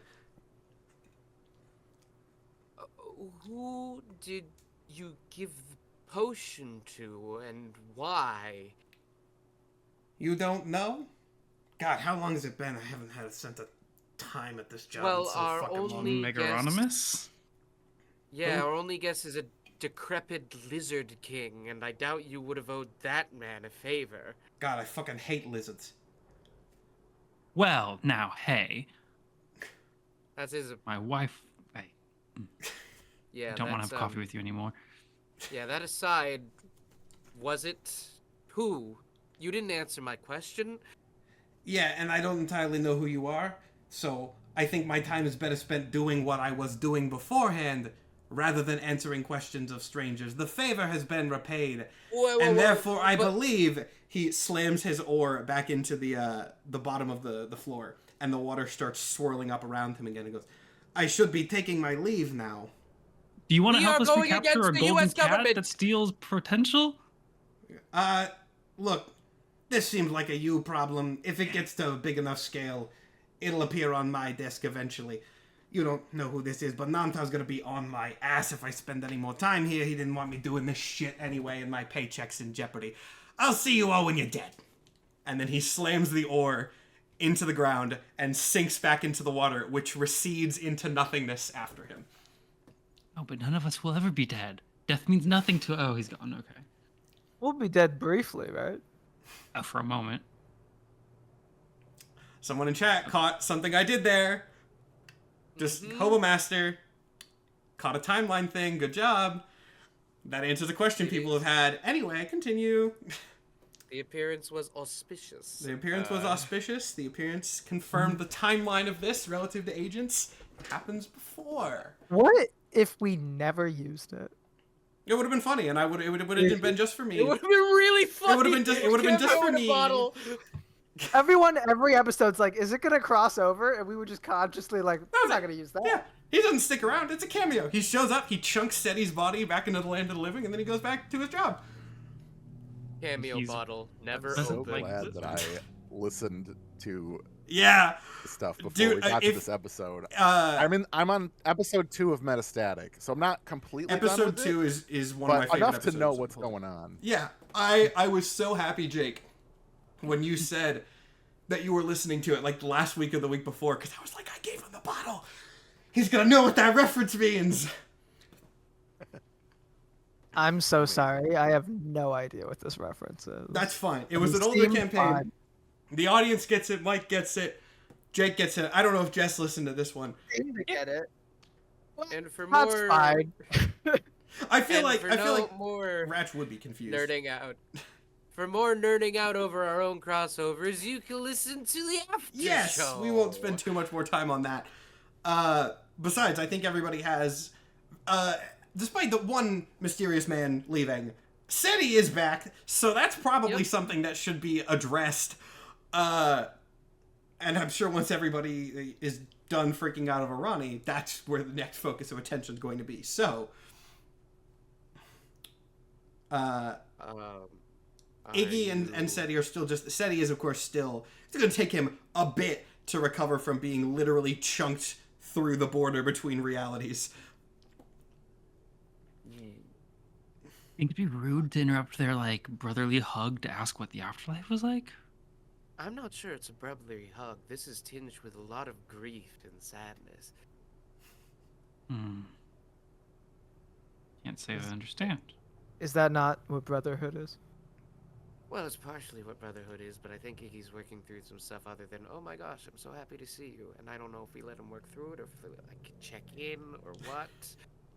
I like to think we're having this conversation in Yeah. earshot of Iggy. This is Yeah. not that big of a room. Like, you We're just in a definitely harsh are. tone to the side. You're maybe 5 feet away. Like, it's not huge.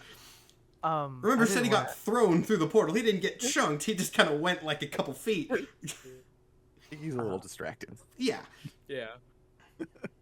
I don't think that I didn't want to ask this earlier, but is he coming with us, or is he just gonna wait? Or If he's well enough, surely, right? Yeah, he's a strong wizard. I resurrected another strong wizard in here though, and he turned into a mushroom man and ran away. So really, I don't know what people's mindset is like when they come back from the dead. okay, so maybe this was the better plan. I'm not. What? Wait. socially I want to do a rude bit. person. One of the guards who's been with Azie kind of pauses and goes, "Wait, did you say you resurrected a wizard in here? Was it Yeah. a dragonborn? Yeah, That guy was a it serial was this killer. one. What? Did you just let him go?"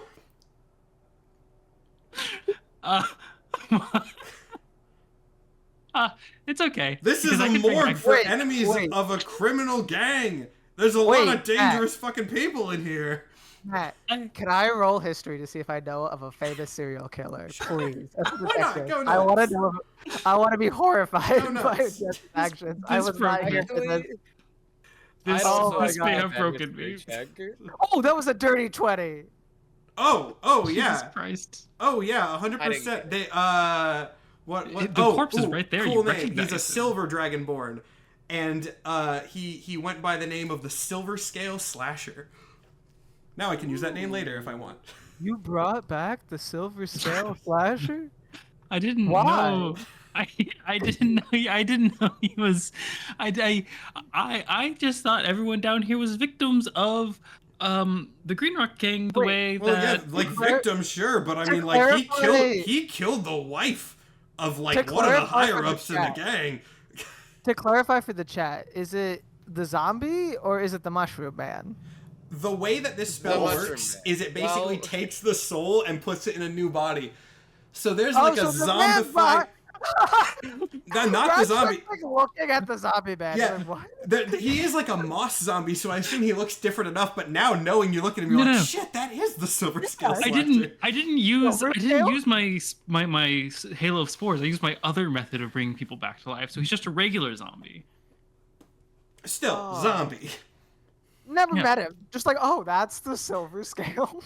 Well, not anymore. Now he's the small mushroom man. I will bring back any of his victims. I will take responsibility for this. We can hunt him down after this. Oh wow. So That you are against serial killing. That's important for me. yeah, oh yeah, that's quite bad. It's quite bad. Go. I'm not a socially intuitive person, but if we're going to have any further discussions of Janine's perversion of life and death, we should do it outside and give the recently revived brothers a moment alone. Yeah, we should probably. Azie pops in and goes, yes, I concur. This has been a very uncomfortable 5 minutes. I'll go wait by your stupid elevator. And then he leaves to go wait. Yeah, again, cannot stress enough that we should not be discussing this in the same room as them. Quite terrible thing to be talking about. That's true. Could you imagine if I- the slasher got Iggy's brother? She's saying this like as she's walking out the room. Yeah, let's Yeah, walk and talk, I'm, Janine, please. I'm going up to make sure Ozzy doesn't do anything to Dave. The campaign's gonna end with like a slow zoom out narration, like, and thus the kingdom of Spondylix was saved from the threat, and then like in the corner there's gonna be a gnome stabbing a guy. Toad is out here just killing people this whole time since he ran away when we got back. He has been. I'm so glad you murdering didn't after do the murdering. voice, Matt. Like, now, in retrospect. We'll get there when we get there. That'd be horrifying. Tune back in whenever we do a sequel for us versus the Mushroom Man. Anyway, Iggy and Setti, if you want to, well, Iggy and then I'll Setti, you get. If there's anything you want to say and do separately in here before going out and rejoining the people, Setti's starting to recover enough now. I would say during that that little vignette we had where the three of you were watching our reunion, I conveniently, got Setti sort of up to speed on what's going on, so we don't have to rehash the whole plot of the podcast right now, or the thing right now. So, yeah. So he doesn't know everything that's going on, but like I have the general gist of what's happening, so we can pick up from him being slightly informed at least. So. Gotcha. Yeah. So we're in pretty dire straits, I guess. Like a lot of things I didn't know about that are now here on our doorstep, and it's Yeah. yeah. Yeah, it probably sounds a little bit weird to you now, but I've been learning a lot of things too in the 5 years I've been dead, I guess. Yeah. So you've been like conscious the whole time. Yeah, there's stuff down there. That guy that brought me back, he's I don't work with him a lot, but a coworker, I guess you could call it. I'll have to explain that later. I think there's more pressing issues that we need to deal with now. But thanks. I guess I haven't had a chance to thank you. I don't know exactly how you did it, but I never really doubted that you'd figure something out if you had the opportunity. Yeah. Yeah. Kind of the same old thing, There's always the mob. Setti stands up, kind of brushes himself off and goes, so I guess we should go and join the others then, huh? Figure out what the next step is? Yeah, sounds good. You two begin walking out of the morgue back to the rest of the group, and I think as we're doing the little scene transition over, Setti kind of turns to you as you're walking and goes, and you gotta tell me again about that thing you did to Elgod. I mean, that sounded badass. And then we'll cut over to the other group again as you guys are returning. And so, just to recap, who all is present? A lot of people is a big Yeah, group, which is maybe a little bit ominous. Actually, I think this is also going to be the end of the episode, because this is about to be you guys going up. Obviously, you four are all present. Dave is there working the elevator. Dave is not going to come with you, but right now he is technically there. Setti is present, and because you guys did some talking, Azie is present. Don't know how long he's necessarily going to stay and be reliable, but he is technically there. So your group going up is you four, Setti, and Azie. Up there, you know there is Catspy, Shephard, and Shephard's boss, whoever that might be. Arcane Core is also still in play. So that is the situation going into the finale. Does anyone have anything else to say before we cut and go into the finale? I think this is a good point to go into that last moment here. I think we got all this was a good one. Were you gonna say something, Jess? Sorry, did Dr. Clock leave? Oh yeah, Clock's not going up. I'll say for the sake, Clock left after the handshake with Iggy, presumably to go upload whatever evidence he has into some external databank. He did not want to stick around. Also, the goons that Azie brought with him are not going, which is a little interesting. Clearly, he has confidence in his own abilities. So the goons are not there. I will also say, and actually, we can pick this up next week. I think we'll do this next week. If you guys want to send any messages, I was gonna started with messengers and then landed on whatever. To the rest of your army that you've rallied, anybody else, the king, you can do that now. Let's do that beginning of next episode so that everybody can think, make a plan, and then we will have in one nice tight package everything going on in one. I think that'll be easier to keep track of. So, any last chance here? Anyone want to do anything before we get geared up for the final episode, or are we all set to go? Is the puddle still there? Puddle went away with Ronnie. With Ronnie? Okay. Yeah, he it sort of just vacuumed back into itself once he descended back in. All right, and with that is going to be the end of the penultimate episode of Minor Infractions. Next week is going to be a long one, not obscenely long, but longer than 3 hours. Which I'm happy with. I think we're at a good point where I can wrap everything up nicely. Yeah, it's in 2 weeks' time. Yes, I was going to go over the schedule here. Did I say next week? Yeah. Yes. Oh, whoops! I meant to say next episode. 2 weeks. I'll go over the scheduling in just a second. But yeah, I'm happy with how this episode turned out. We got a lot of good character things all set up to where I can play around with them nicely at the end there. So, for scheduling announcements, I said this at the beginning, but I will say it again. Next week is not the finale. Next week we have a gap week. Get caught up on any episodes that you missed. Tell your friends so that they can watch it. You got 2 weeks to catch up on the show. Let me get the exact date for you because I'm bad with dates. Not next Friday, the 17th. 17th of May is the final episode of Minor Infractions. Next week on our YouTube, we will have the first preview material for Tales from Kazalor: The Golden Era. And then there is no season break this time because we have mostly different cast and also a different DM, so we don't really have to worry about giving me a break as the DM to prep stuff. Nathan is DMing starting on the 24th, so we are starting on the 24th. That will be, I don't think I've actually said this officially in a lot of time. I think I've said it once or twice. Just for the record, Tales from Kazalor: The Golden Era, not a miniseries. I believe Nathan has told it to me as 8 to 12 episodes, so about our usual length. It's an unscripted show. We'll see exactly how long it goes. But just to be clear, that is a full-length campaign based around Nathan's music. You'll hear a lot more about that at the finale. And I guess next week too, since there's the preview material. But that's pretty much all I've got there. I mentioned the charity thing Nikhil and I are doing on May 25th at the beginning of the episode. You'll hear about that more as well. Unless Nikhil wants to plug it again. But as usual, I will then pass over to you guys. Anything you want to plug to wrap things up?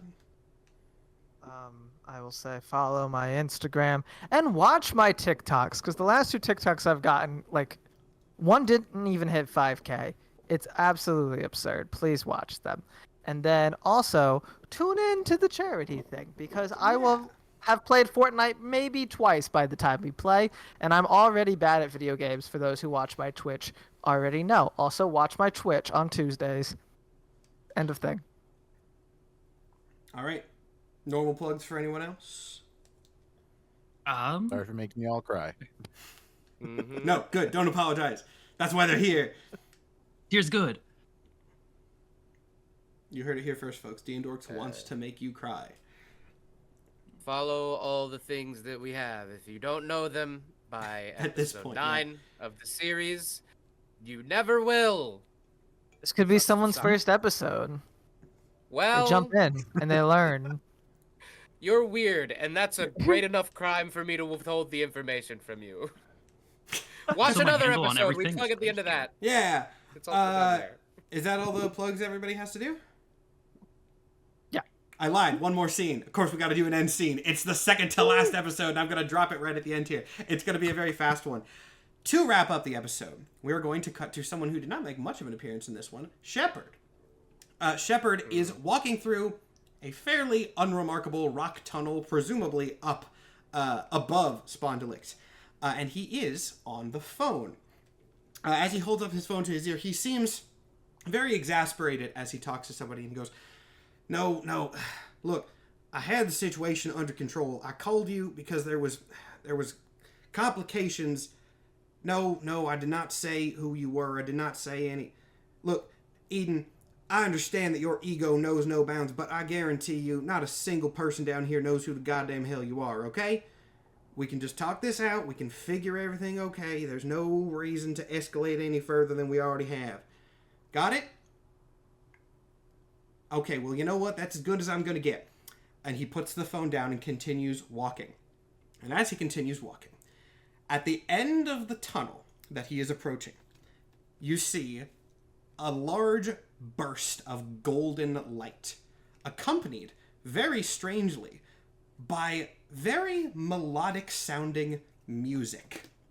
And at hearing this, Shephard puts his head in his hands and goes, hell, I knew she wouldn't listen. And at that is going to be the finale of, well, not the finale of this episode, and then we will pick that up in 2 weeks. It's, people are saying more angel shit, which maybe, who knows? I'm not going to tell you anything right now, but there's certainly lore. I hope that's not it. The angels are so scary. Maybe not. I will tell you, this is a character that actually, this will be fun. I'll stir the pot even more. You know what? I'll say this. It's not an angel. I'll confirm that it's not an angel. But what I will say is this is a character who has indirectly been referenced in the Agents of Hades episodes. I won't tell you which one, and I will not tell you in reference to who, but we're going to get a little bit more lore in the finale of this one. But you have to wait 2 weeks. We will see you all in 2 weeks. I'm going to cut the episode before anyone else has a chance to react. Thank you for watching. See you all later.